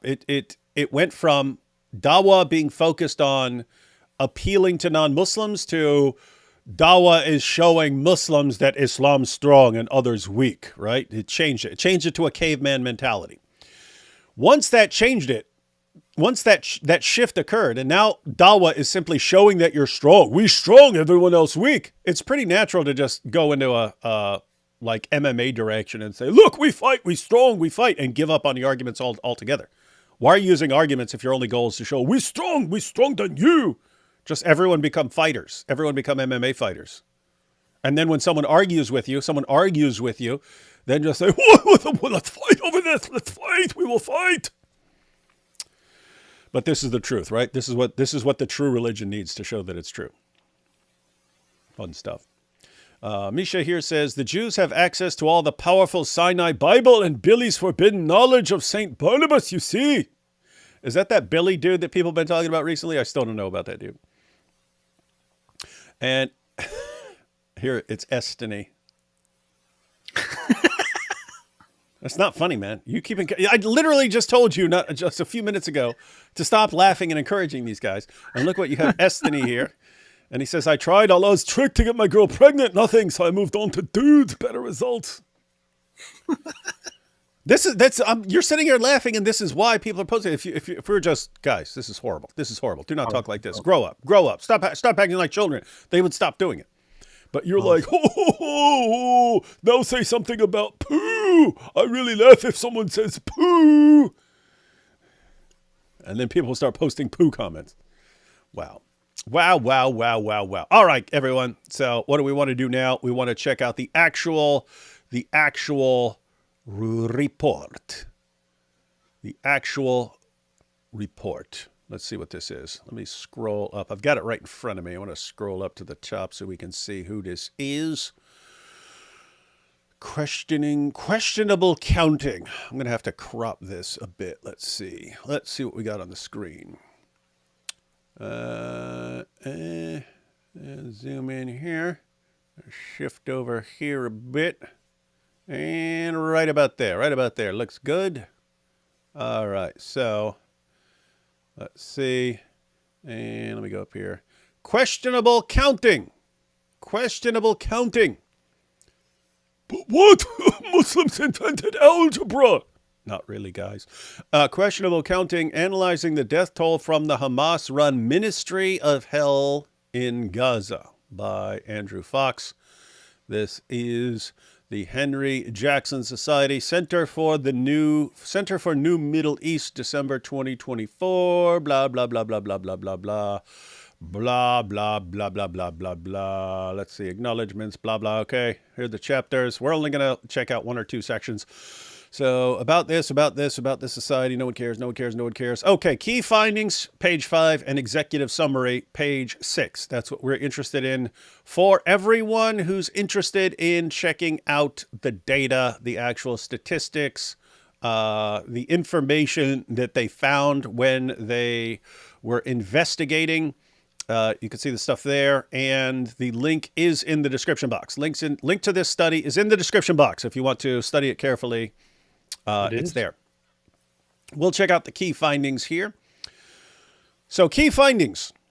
Men listed as women to inflate female fatalities. Analysis of Gaza Ministry of Hell. Mo. That's perfect. Ministry of Hell. Mo. Oh, boy.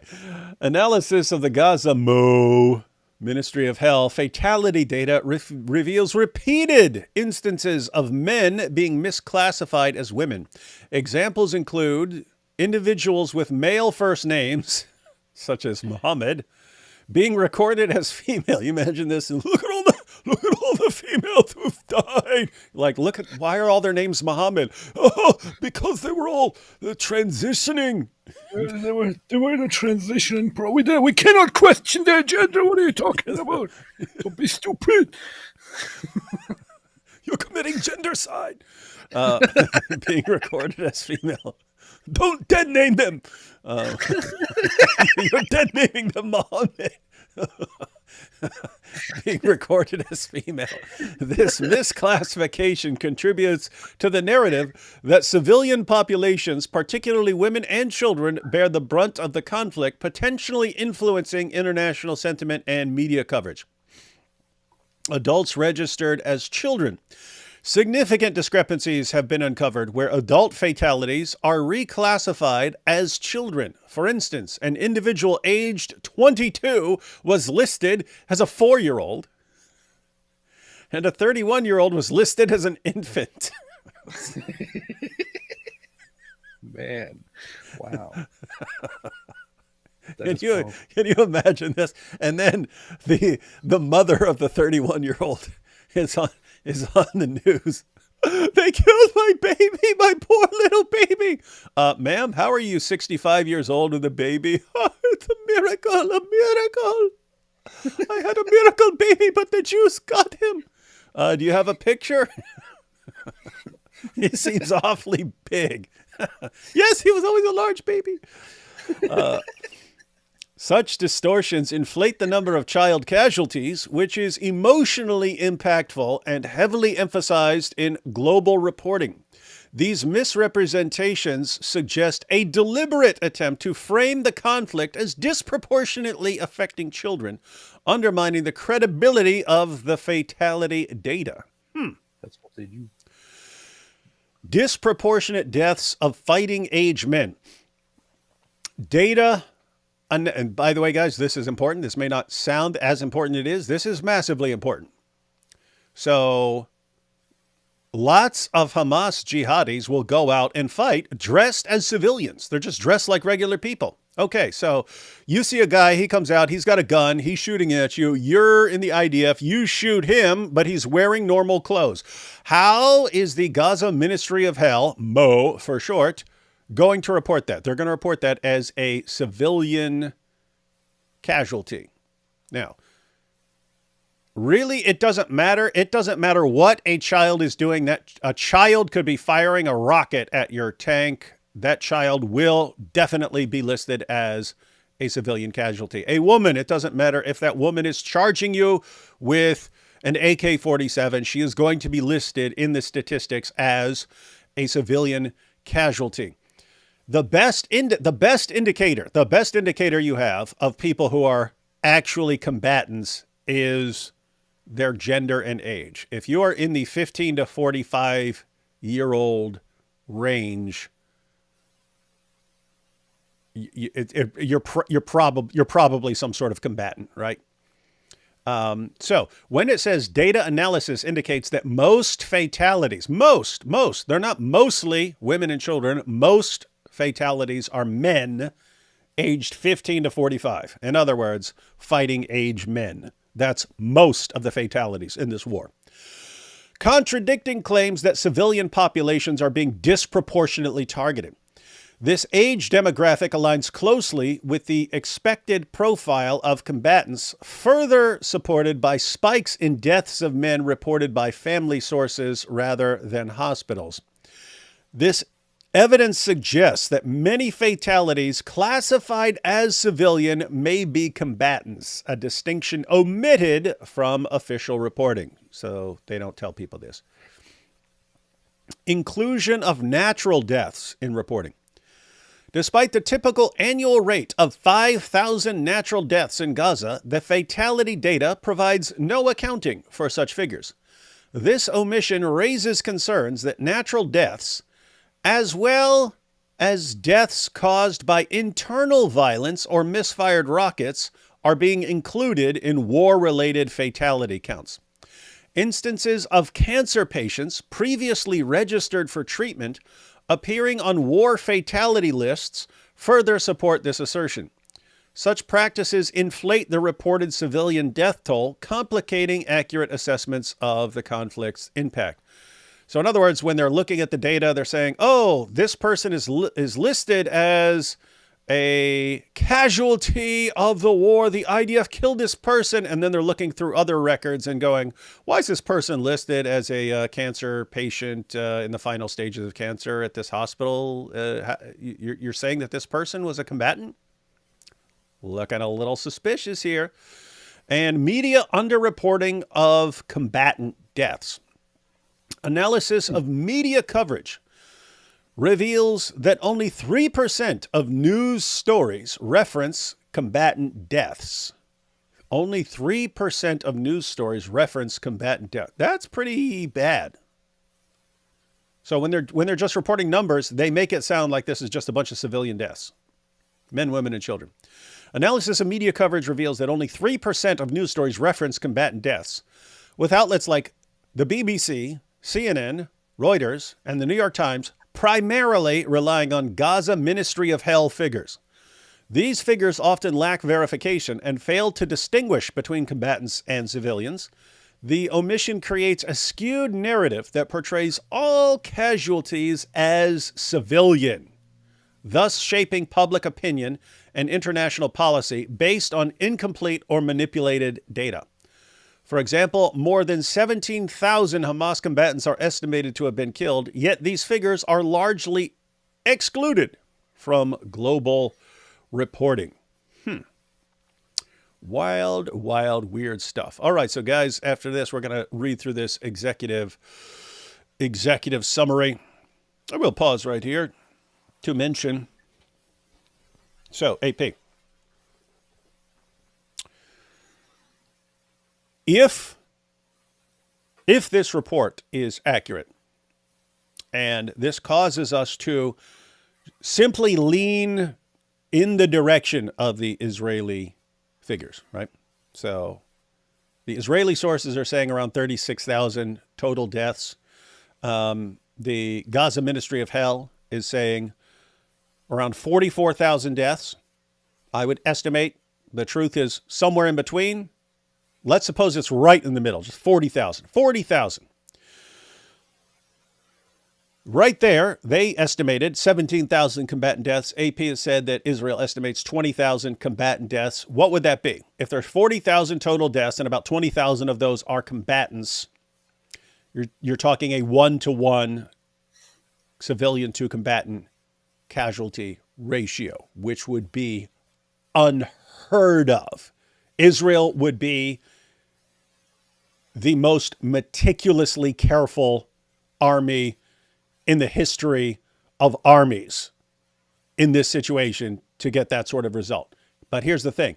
Even if you go with everything that's being said, even if you go with like 45,000 or something like this, if you give them the benefit of the doubt on everything, once you actually tally up the number of combatant deaths, you're still giving them every benefit of the doubt. If you lowball the number of combatants and you maximize the number of civilian deaths, you just go with the highest estimates, you're still around 2-to-1 civilian to combatant ratio. You're still around 2-to-1, which would still be massively good for a war like this.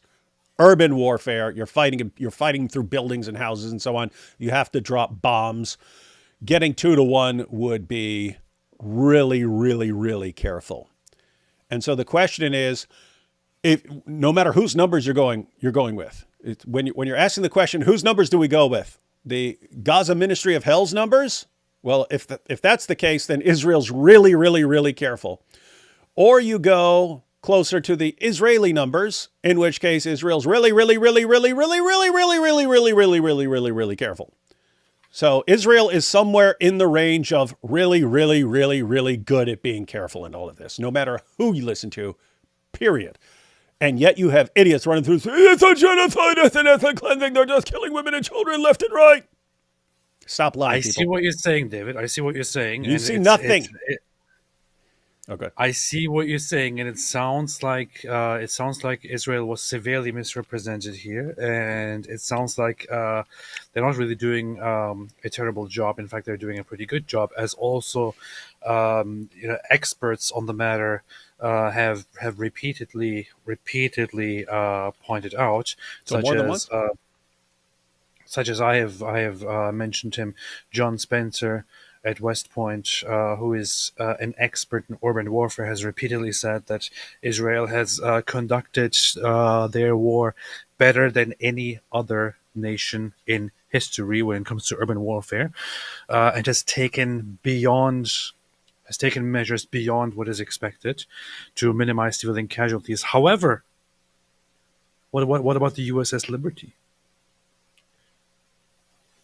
What about the USS Liberty? You're right. We haven't thought about that. And who killed Jesus? Yeah, that's another good point.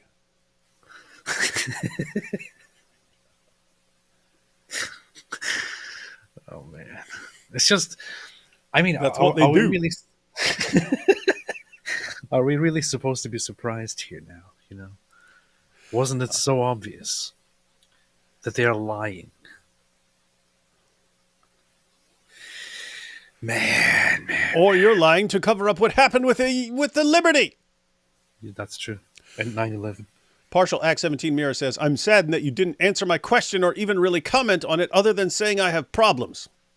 Thank you, Partial Action. Hang on. I'm going back because I do not remember what this is in reference to. With the Islamists taking over Syria, do you think Bible... Did I just skip this one? This is earlier. I don't remember reading this. Do you remember me reading this? Did I skip some? I don't remember this at all. I do not remember this at all. Well, so I'm guessing I skipped it, but I'm just wondering if I skipped some other ones because normally it shows them in order. I don't know why. Will the Islamists taking over Syria, do you think... Oh, with the Islamists taking over Syria, do you think Bible prophecy may be fulfilled and Damascus become a ruinous heap within the next few years? Yes. I do not know. I'm not the best person to ask about biblical prophecy being fulfilled. Because if you ask me, David, what's your interpretation of Revelations? I would simply say Jesus wins. That would be about my level of interpretation. You're supposed to ask Alex Jones, man. He knows everything. You're supposed to ask Alex Jones. Yeah, this is clear. It's clear. And I heard this on great authority from Candace Owens, Nick Fuentes, my great Bible scholar.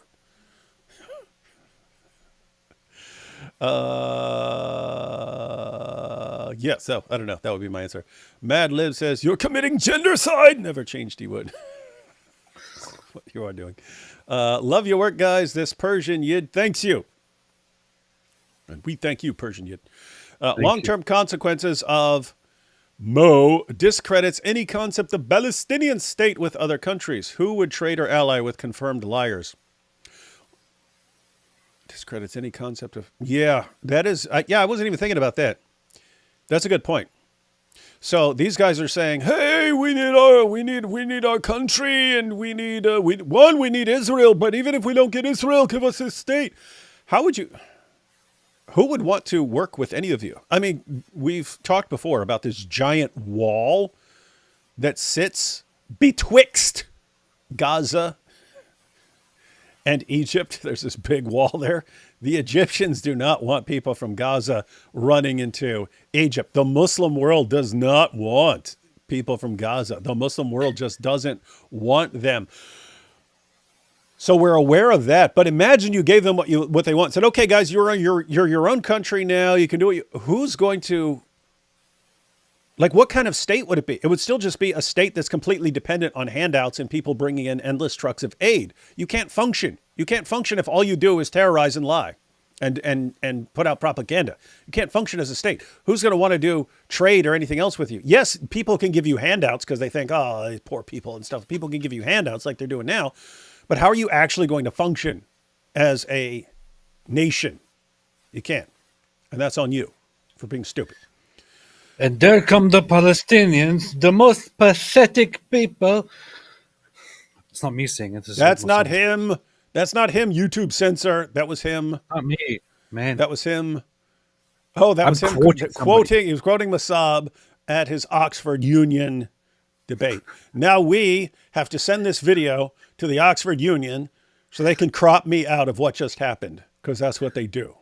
And then some people can shout, shame, shame, shame, Sharmut, Sharmut, Sharmut, Sharmut. Have you heard days ago a Buddhist militia from Myanmar? Thought it was Burma. Get there. Took the border with Bangladesh and allegedly land across it. They claim Rohingya Islamists were attacking Hindus and Buddhists. Most details on Indian media. I saw the headline. See, I didn't look at it. Yeah, that is one of the things you learn if you read Robert Spencer's history of jihad is just how relentless jihad has been over the centuries, but people have no idea beyond what has happened in their lifetimes. They have no idea that this has been going on from the time of Muhammad down to the present. Jihad has never stopped. They have never stopped trying to subjugate you. So we don't have a good grasp of history, but apart from that, we don't have an idea of what's going on in the rest of the world. We just don't. So stuff like this, we don't even hear about. And AP might, he might see something or something because he deals with this regularly. But think about this. If we deal with conflicts between Muslims and Hindus and Buddhists and so on, and we're unfamiliar with these things, what do you think just like a regular person? No clue what's going on historically or geographically. Wild stuff. All right, guys, let's go ahead and read the executive summary of this report. Once again, there is a link to the full report if you want to not just go beyond the executive summary and read the entire thing. Here we go. And by the way, for anyone thinking, I don't feel like reading the report, one, it's not terribly long, but two, propaganda takes advantage of people's ignorance, and the solution would be to have enough informed people to refute the propaganda whenever it rises up. So it is a good idea if you've got the time and are wondering about what you can do to fix any of these situations. Learn this stuff and share the link and share screenshots wherever someone is making something up or misrepresenting things. Executive summary. On October 7th, 2023, Hamas militants launched a war on Israel. After Israel launched its military response, media outlets around the world began to report on death tolls in Gaza, frequently citing numbers from the Gaza Ministry of Hell as though it was a fully independent, unbiased source. Yeah, fully independent, unbiased news source controlled by Hamas, who relies almost exclusively on propaganda after terrorism has failed. In reality, the Ministry of Hell, Mo, is under the full control of Hamas. It was established by Hamas in 2007 after it took full control of the Gaza Strip following its violent clashes with the Fatah faction of the Palestinian Authority. Since then, Hamas has managed governmental functions in Gaza, including healthcare services, through the Ministry of Hell, the MOMO. What are you laughing at? Given that Hamas is a direct party to the conflict, that's funny, they're treating them as an unbiased source. Now, spoiler, given that Hamas is a direct party in the conflict, this creates an obvious conflict of interest. These Ministry of Hell figures have been repeatedly cited by major news organizations throughout this conflict. For example, an April 2024 headline in The Observer stated, Gaza death toll passes 34,000 as Israel and Iran missiles strikes grab global attention. In August 2024, this toll passing 40,000 was the focal point of much of the day's BBC news coverage, as catalogued by the Cohen Report of September 2024. The reporting of these figures has been analyzed by a group of international scholars who meticulously analyzed reports of Gaza war fatalities from February 2024 through May 2024. So guys, when we're talking about them finding, this 22-year-old's listed as a 4-year-old, this 31-year-old's listed as an infant and so on, they're just analyzing reports from February to May of this year, going through that, and they're finding problems. They examined 1,378 articles from major English language newspapers and media outlets, specifically the New York Times, the Washington Post, the Guardian, CNN, the BBC, Reuters, the Associated Press, and the Australian ABC. Over that 4-month period, 84% of those publications failed to make the critical distinction in total numbers between combatant deaths and civilian deaths. So they just report it as if they're all just civilian deaths, even though there are tons of combatant casualties there. Only 5% of the surveyed media organizations cited numbers released by the Israeli authorities, while 98% cited fatality figures provided by the Hamas-run Gaza Ministry of Health. Guys, I mean, just think about that. If you were at war with a communist nation and you just rely on the statistics being put out by that communist nation, wouldn't you think you're stupid? I mean, wouldn't you think, like, if the media is just going, okay, well, we have this big thing going on. There's a battle between the United States and the Soviet Union. Let's just go with the Soviet numbers. Like, where else would you do this? Guys, like, how much do you hate Israel if they're at war with a terrorist organization and you only trust information provided by the terrorist organization? Like, how much do you just despise Israel that you would do that? I would not take you seriously as a journalist. I would say you are too biased as a journalist if you completely ignore statistics put out by Israel and you mindlessly accept statistics put out by the Ministry of Propaganda of a terrorist organization. You sound like lunatics. You sound like complete lunatics. Only 5% of the surveyed media organizations cited numbers released by the Israeli authorities, while 98% cited fatality figures provided by the Hamas-run Gaza Ministry of Health. In 19% of media reports examined, numbers provided by Hamas-run institutions were used without citing any source, thereby suggesting those figures were undisputed. Did you catch that, guys? So it's 19%. Yeah. So it's only about a fifth. It's only about a fifth. But what a fifth did is really, really bad. Meaning, you said Israel. They gave the numbers, they gave the statistics provided by Hamas and didn't even say that these numbers are provided by Hamas. They just stated the numbers as a fact. So if Hamas says, 40,000 innocent civilians were killed, they simply reported, and we know that 40,000 innocent civilians were killed. They're not even saying, and we got this from the Gaza Ministry of Health, or we got this from Hamas. They're just stating it as fact. Fun stuff. Furthermore, fewer than 1 in every 50 articles, fewer than 1 in every 50 articles mentioned that the figures provided by the Ministry of Health were unverifiable or controversial. So less than 2% ever mention that we cannot confirm these numbers because they're being put out by Hamas itself. Strikingly, the Israeli statistics had their credibility questioned in half of the few articles that incorporated them. Did you catch this, guys? So think about this. The 1 in 5, so 19%, when they're giving Hamas statistics, they don't even mention that they're giving statistics according to Hamas. They just state it as fact. 98% of the media organizations that were examined would cite fatality figures provided by the Gaza Ministry of Health. What else do we have? Only 1 in 50 would say that these are unconfirmed or unverifiable, the numbers put out by Hamas. But when the small, you're talking 5% of people who actually give Israeli statistics, half the time they will put, but we can't trust them because they're Israeli. We can't trust them because the Israeli sources must be biased. This is insane, guys. This is what's required. This is what's required, apparently, to make Israel look bad. You have to do this.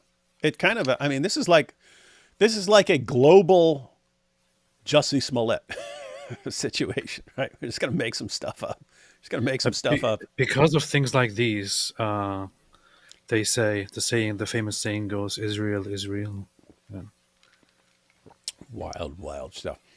This report raises serious concerns that the Gaza Ministry of Health figures have been overstated. The data behind their figures contains natural deaths, deaths from before this conflict began, and deaths of those killed by Hamas itself. It contains no mention of Hamas combatant fatalities, and it overstates the number of women and children killed. Guys, get that one little paragraph down. The numbers that are being reported without question by Western media sources, the numbers that are being provided to them by the Gaza Ministry of Health. What do we know about these numbers? They're including natural deaths, as if they're people who've been killed by the IDF. They're including deaths from before the conflict even began. stuff that Israel had nothing to do with. They're including those as civilian casualties caused by the IDF, and the deaths of those killed by Hamas itself. So Hamas fires a rocket, they hit misfires, ends up in a local neighborhood. They include that as an IDF attack. And the numbers provided by the Gaza Ministry of Hell do not distinguish between civilians and combatants. And so it all gets lumped together as civilians. And it's overstating the number of women and children killed by listing men as women and adults as children. And the media are simply repeating this nonsense. Serious errors have been discovered on the ministry's list of fatalities. These errors include a 22-year-old registered as a 4-year-old, a 31-year-old registered as a 1-year-old, and several men with male first names registered as female, artificially increasing the numbers of women and children reported killed. The lists also include people who died before the war and people who died from attacks by Hamas rather than the Israel Defense Forces. They likely include around 5,000 natural deaths per year, including cancer patients who were listed by the ministry for hospital treatment after they had already appeared on fatality lists. Hamas also claimed hundreds of fatalities from attacks, which turned out to be misfired rocket launches by Gaza factions. Hundreds of fatalities from attacks, which turned out to be misfired rocket launches. It is indisputable that natural deaths which occur in times of peace would also occur during a war. The pre-war rate of natural deaths in Gaza is known from relevant mortality data presented by the Palestinian Central Bureau of Statistics based in Ramallah in the West Bank. Media reports claiming totals killed in Gaza by IDF action have not verified the figures cited and fail to account for the deaths of upwards of 17,000 Hamas and affiliated combatants as part of that toll. So the media still aren't including how many of the people who died were combatants. The report also shows that the methodology of data collection by the Ministry of Hell is not scientifically valid, and that its reports from previous conflicts have also concealed combatant deaths. Do you see that? So saying it's not just now, it's from their previous conflicts. They've always been doing this. They've always been not telling you how many of the people who died were combatants. The fatality analysis recognizes the immense toll of the war on Palestinians in Gaza. Even as fatalities are discussed as quantifiable numbers, it is important to remember that innocent people are suffering, and each number represents a human life. Many of those lives were innocent people caught in the middle of a brutal war started by Hamas on October 7th. The suffering, death, and destruction are very real for actual human beings. An understanding of the Gaza fatality data is critical in understanding the conduct of the war by the Israel Defense Forces and the State of Israel's leadership. International humanitarian law does not require that no harm happen to civilians. Rather, it demands that parties to war use their best efforts to mitigate harm to civilians. So what are you supposed to do? If you're in a war, it's understood that civilians are going to die as collateral damage. You are supposed to try to avoid civilian casualties as much as you can. All parties to a war are required to adhere to certain rules of war. As the United Nations frequently posits, even war has rules. That's true. When one party in a war disregards the rules, the consequences do not convict the other party or prevent them from prosecuting the war. What this is saying is, if you have two groups in a war, in this case, Israel and Hamas, and one of them does not follow the rules, so Hamas does not follow the rules. They try to maximize civilian casualties while you're trying to minimize them. And if they kill a bunch of your people, take a bunch of hostages, and then run and hide beneath a bunch of civilians and use a bunch of civilians as shields, the fact that they're doing this does not mean that you can't go after them, because you're going to kill civilians in the process. So the fact that they're not going by the rules does not mean that you're wrong for going after them. What are you saying? You know what? You just mentioned misfired rockets. Um, some people might remember that immediately in October 2023, there was an instance. When so a week after, or 10 days or so after the October 7th attack, there was an explosion at a hospital in Gaza, the Al Ahli Arab Hospital, which was run by Christians apparently, and there was an explosion. As soon as the explosion happened, within minutes, Hamas reported that 500 people were killed in the explosion. They said that this was an Israeli airstrike. This was at night. Daytime came, and it was revealed that the hospital was completely was intact. It didn't explode in an airstrike. There was no airstrike. It was apparently an explosion in the parking lot. It was not an airstrike. It cannot have been an airstrike. So the most likely explanation was that it was a misfired rocket from Palestinian militant groups, Hamas or Palestinian Islamic Jihad. Then Israel even presented evidence of internal communication acknowledging that it was a misfired rocket. However, then others came in and said, no, it was not misfired. It was probably from Israel and so on. Others severely, significantly inflated the number of deaths. But Hamas stuck with 470 deaths or something like that. And to this day, they promised the next day or so that they will provide evidence that it wasn't them, that it was actually Israel. To this day, they have not provided any single evidence. They have also not revealed the names of those killed. They still maintain, however, that 470 people died that day, despite the fact that much of the evidence points at them misfiring a rocket and thereby causing a massive explosion in the parking lot. And they will include those deaths into the total number of deaths in this war caused by Israel. This is just one example where you can clearly see that the Hamas side is repeatedly lying and even blaming their own accidents and friendly fire on Israel. And they have pretty sloppy weapons frequently, because they have to make they use like pipes and stuff to make their own launchers and stuff. So you get misfires quite a bit. What happens? You're in a neighborhood, you misfire a rocket, it blows up part of the neighborhood. What do? You see what the IDF did? They targeted this innocent. And is the Hamas-controlled Gaza Ministry of Health going to question you? Going to question what Hamas orders them to report? No. This is the reality. And it's completely understandable that Hamas would do this. It's not understandable that Western journalists would simply report the nonsense without question. That's just stupid.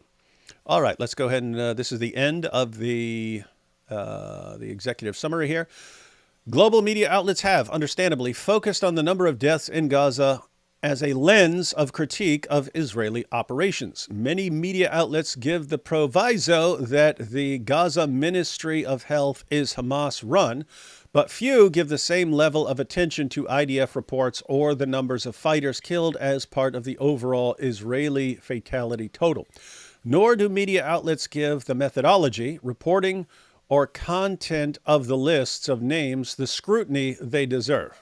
So this is pointing out the obvious, namely, if Hamas says, here's a list of people who've been killed, you might want to take a closer look at it. You might just want to check out the lists. You might want to do a little investigating before simply reporting. Because what did these guys do? They said, okay, here's a list of names of people who died in such and such an attack. And they go through the names and like, wait a minute, why is this like the cancer? Why are these guys a bunch of cancer patients and so on? That were listed as stage 4 cancer before the war. We're starting to wonder if these guys, we're starting to think that you're just listing anyone who dies or anyone who's sick or something like that as people who were killed by the IDF. No, obviously they had cancer and they were about to die, but then Israel wouldn't allow them to die. They shot them with sniper rifles and killed them. They just went in there and attacked them. They said, ha, you can't even run. We will not let you die. We will not let you die peacefully. We will kill you because we are Jews. Allahu Akbar. a definitive figure of fatalities is impossible due to the lack of transparency. Wait, think about this. Why is a definitive figure of fatalities impossible? Due to the lack of transparency from the Ministry of Hell, a general lack of access to the Palestinian population registry, and the challenges of counting militants killed in combat. However, this report finds numerous errors that cannot be explained by a lack of access to the Ministry of Hell computer network that went offline in November 2023.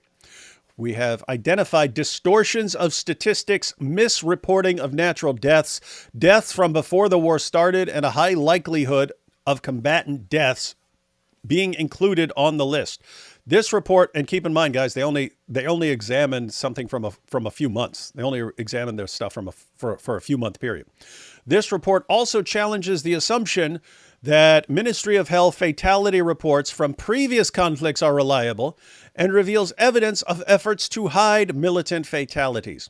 We also identify critical differences in the demographic breakdowns reported by the Ministry of Hell and the Hamas government media office. So once again, guys, that's the summary. That's the summary of their findings. The link's in the description box, but they go into much more detail and actually show where they're getting this information from. I mean, why would you trust an organization called Ministry of Hell to begin with? It's just ridiculous. I wouldn't. Like if they said, "Hey, here's our statistics that we've assembled for you Western journalists, and this has the stamp of approval of our Hamas terrorist overlords. We are the Ministry of Hell, run by Satan. Believe what we say." Oh, well, they sound very credible. Wow. Yeah. Wow. Me and AP Tell me more. we'd be like, how about no? I don't buy your hell. All right, guys. So you put all that together. And seriously, guys, what these guys did is they just provided a bit of confirmation for something that any of us would have known all along, right? Like if you're just looking at numbers, and if Hamas puts out numbers, you say, okay, I understand there are a lot of casualties and so on. I do not trust your number until that number is backed up by something that's independent. I'm not going to just blindly trust your number, because you guys are like kings of propaganda. It's all you do. It's all you do. All you guys do is propaganda. So this simply confirms what we've already known, but it does feel good always being right. Oh. Trust me. All right, let's take these last couple super chats. We'll probably be out. When will the Turk upload footage from his visit to the Nakba Museum? What is he scared of? Good point. Gotta ask the Turk. I don't know why. Yeah, you have all this footage. What did you do with it? You recorded all kinds of stuff. What did you do with it? That's a good question. It's a very good question. How much footage do you have that you've never released? 5. You dead name the Palestinians.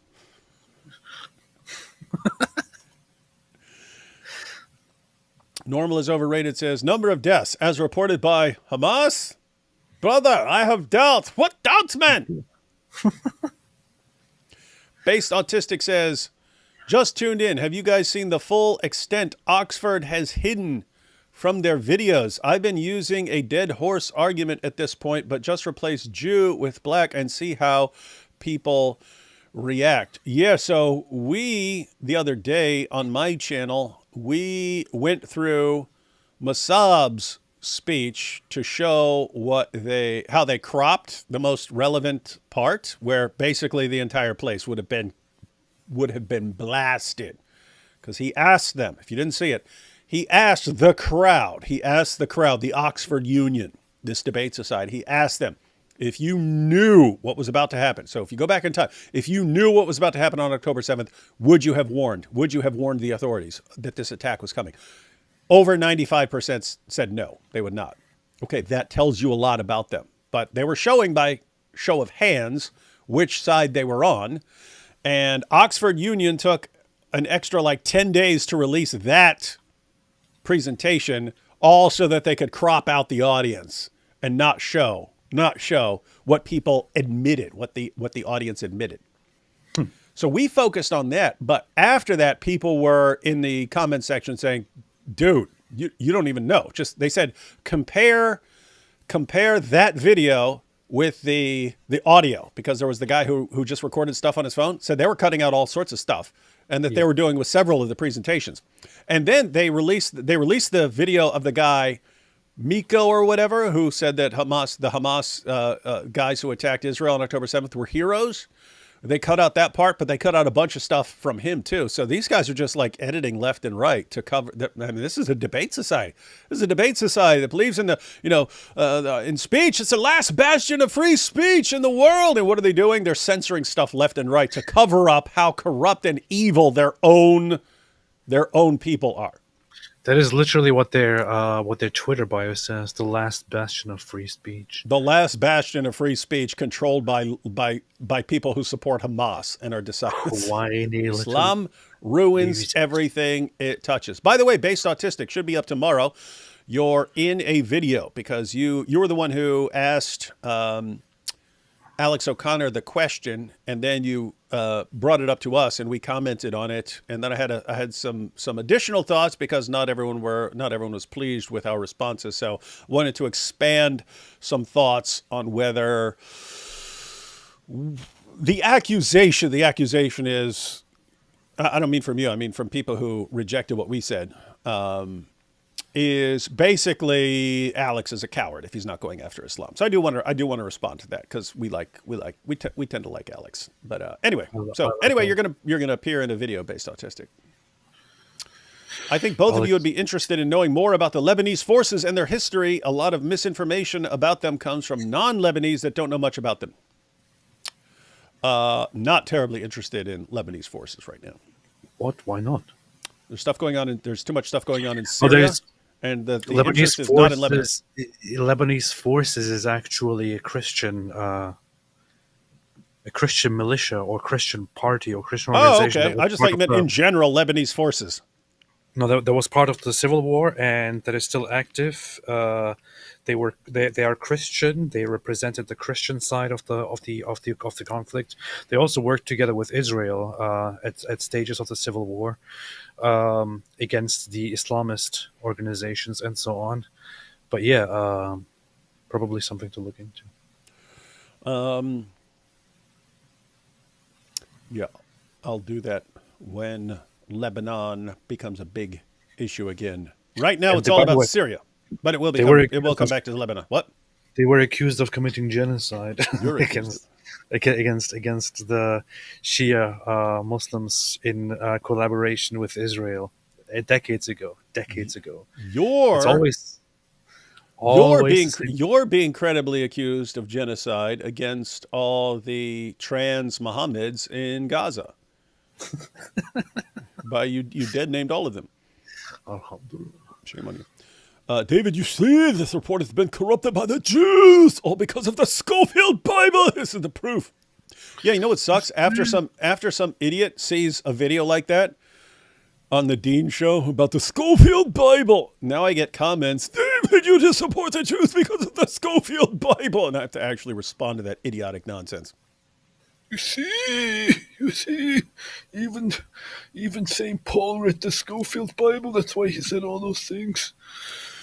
Pepperidge Farm remembers the hospital. That's true. HMS before. Allahu Akbar! HMS after. Poor children. Hamas. Yes, Allahu Akbar! All the poor children. That is what they do. But guys, that's built into it. Take any Dawa guy. Yes, we're going to take over the world and subjugate you. And anytime something doesn't go wrong, help! I'm being oppressed. Help! I'm being oppressed. Why won't anyone run to my aid? Please help me, please. When the death ray evaporation gun is set to the stun setting, it just gives you cancer instead. Hence the statistical anomalies. That'll be their new thing. Of course they're cancer patients. The Jews have their cancer ray. The Jews have their cancer ray and their evaporator ray. We actually need to. It's like Megamind. He had his gun and he could switch the setting. It would be like dehydration ray and all this stuff. But you need the Jews have something like that. It's like, oh, let me go to evaporation. No cancer. No. That's fun. We should build one of those. It's not just about numbers. In the PA, there's a filming industry where kids have to participate in exhibits, play dead, use red paint, etc. You call that the filming industry. We call that Gaza wood, Pally wood. They call it all kinds of things. That's pretty racist. Full report, please. All I need is the abstract. Have you learned nothing from Daniel Hakikachu? Hakikachu, he wouldn't even have read the executive summary like we just did. He would have read the title and then based all sorts of lies on the title. That's how he rolls. That's how he rolls. Welcome to Dawa. And jihadists in Syria going to attack Hezbollah in Lebanon. Hey, I hadn't thought of that. I mean, I wouldn't think they want to do it right now, because right now, if you've just managed to take Syria, you probably want to hold on to what you got for a little while and build up your forces. But that actually makes sense. They really, really don't like Hezbollah, because Hezbollah has killed a lot of them in the Syrian war. In other words, guys, you had Assad, and Assad would say, hey, Syria, hey, Iran, I need help defeating these guys. Hey, Russia. And Russia and Iran and Hezbollah would help them. The thing is about these Syrian jihadis, there's nothing they can do to Russia. They can't do it. They can't do that. They can't even get to Iran. They're not even going to be able to get to Iran. Not in any sort of short term. They could get to Hezbollah in Lebanon if they wanted to go there. I would not do that instantly, but I would not put it past them to do that here in the next couple of years or so. But I wasn't thinking about that. But yeah, definitely possible. Those jihadis, one, they want to expand. They want to take over all of greater Syria. But two, they really, really don't like Hezbollah. Matter of fact, I guarantee not all of them, but a lot of them hate Hezbollah more than they hate Israel. Because it was Hezbollah that was killing them. It was Hezbollah that was stopping them. It was Hezbollah that was Hezbollah. In other words, they have personal grievances with Hezbollah. They really do hate Hezbollah, and they would probably look forward to the chance of taking revenge and eradicating Hezbollah, and in fact, eradicating the Shia groups altogether. AP, are you familiar with this? Yes. Never forget the destruction of Royal Navy Defense Submarine, HMSP 514, by Royal Canadian Navy minesweeper HMCS Georgian, unaliving the crew. So what is this? The Canadian Navy destroyed a Royal Navy Defense Submarine? If that had been Israel, it would still be used. You see, the Jews, they wanted to kill us. There were Jews behind it. Israel was behind it. It would still be used. But I guess the point here, Philip, because I'm not familiar with this, I guess the point is that people probably don't do that if you're talking about Canadians, right? But if it were Jews, they would still be brought up. It would still be brought up. It sounds like a parody of that. Definitely does. Candace Owens would make a whole show about this and go, oh my gosh, guys, I literally found out today that actually that Israel was behind this thing that happened, and I also have somebody with me who was there and who can be 100% trusted and who is going to tell us everything about it now. OMG, guys, 4 million views, bunch of imbeciles watching. Awesome stuff. That AP, that's why you got to blow up, man. That's why you got to do all kinds of awesome interviews and blow up so that you too can get 4 million views to expose whenever she says something stupid, you also say something stupid. Yeah. No, your goal should be to say something even stupider to get even more views. It's a requirement. Then I should invite Stupider to say something stupider. Steph with a super sticker of a dog shaking its hips, saying thank you. Thank you, Steph S. And finally here, you mean that the rapist murdering of King death cultists would lie about anything? I know, it's hard to believe. Who would have thunk? Who'd have thunk it? Who'd have thunk that the same guys who go who go under, through, and under a fence to kill, target as many men, women, and child civilians as they can, torture, rape, all that stuff. Who'da thunk that those guys who rely almost exclusively on propaganda after they've been defeated militarily, who'da thunk that they may not be completely honest in their reporting of statistics? That is their primary means of turning people against their enemy. Who'da Oh my thunk it? God, guys! I literally found out today that that Hamas, the Gaza Health Ministry, actually didn't tell us the truth. They lied to us all along. And guess what, guys? Guess what?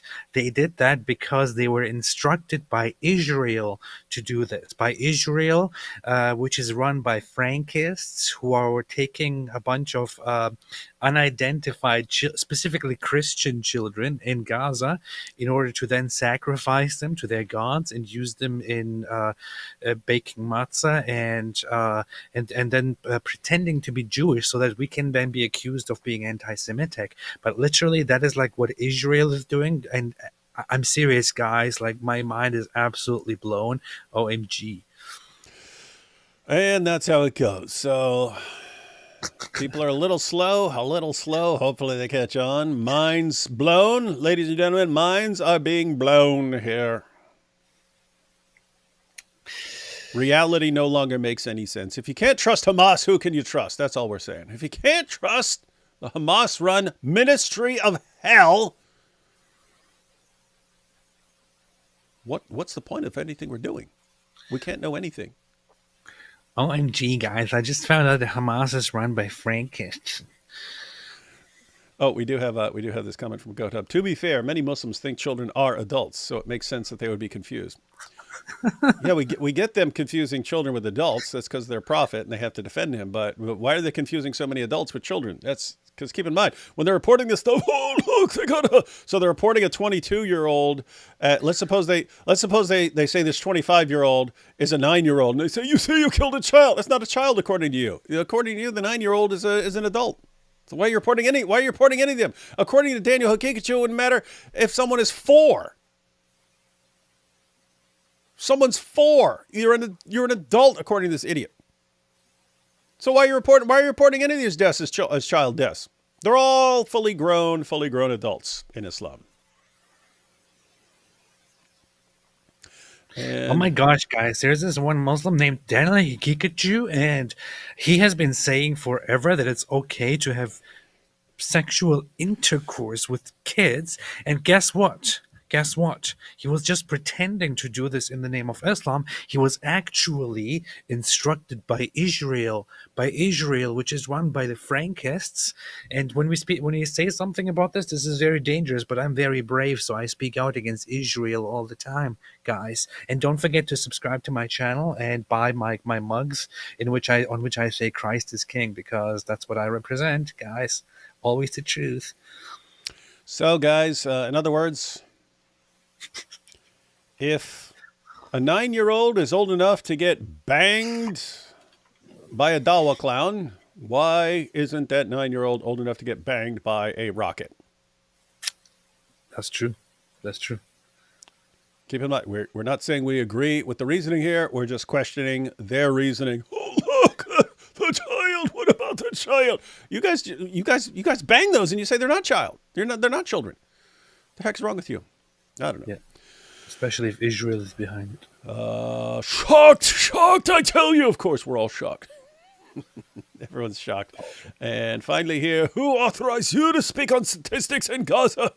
That is the question. The only ones who are authorized to speak on statistics in Gaza is the Hamas-run Ministry of Hell. The only ones that can be trusted. No one else is reliable. All right, guys. I'm on... You are? I'll be on Cameron's channel, Capturing Christianity, tomorrow. He wants to look at the debate between Alex O'Connor and whoever his partner was, I don't know who that was, and the Connectly duo. That's father and son, Cliff and his son.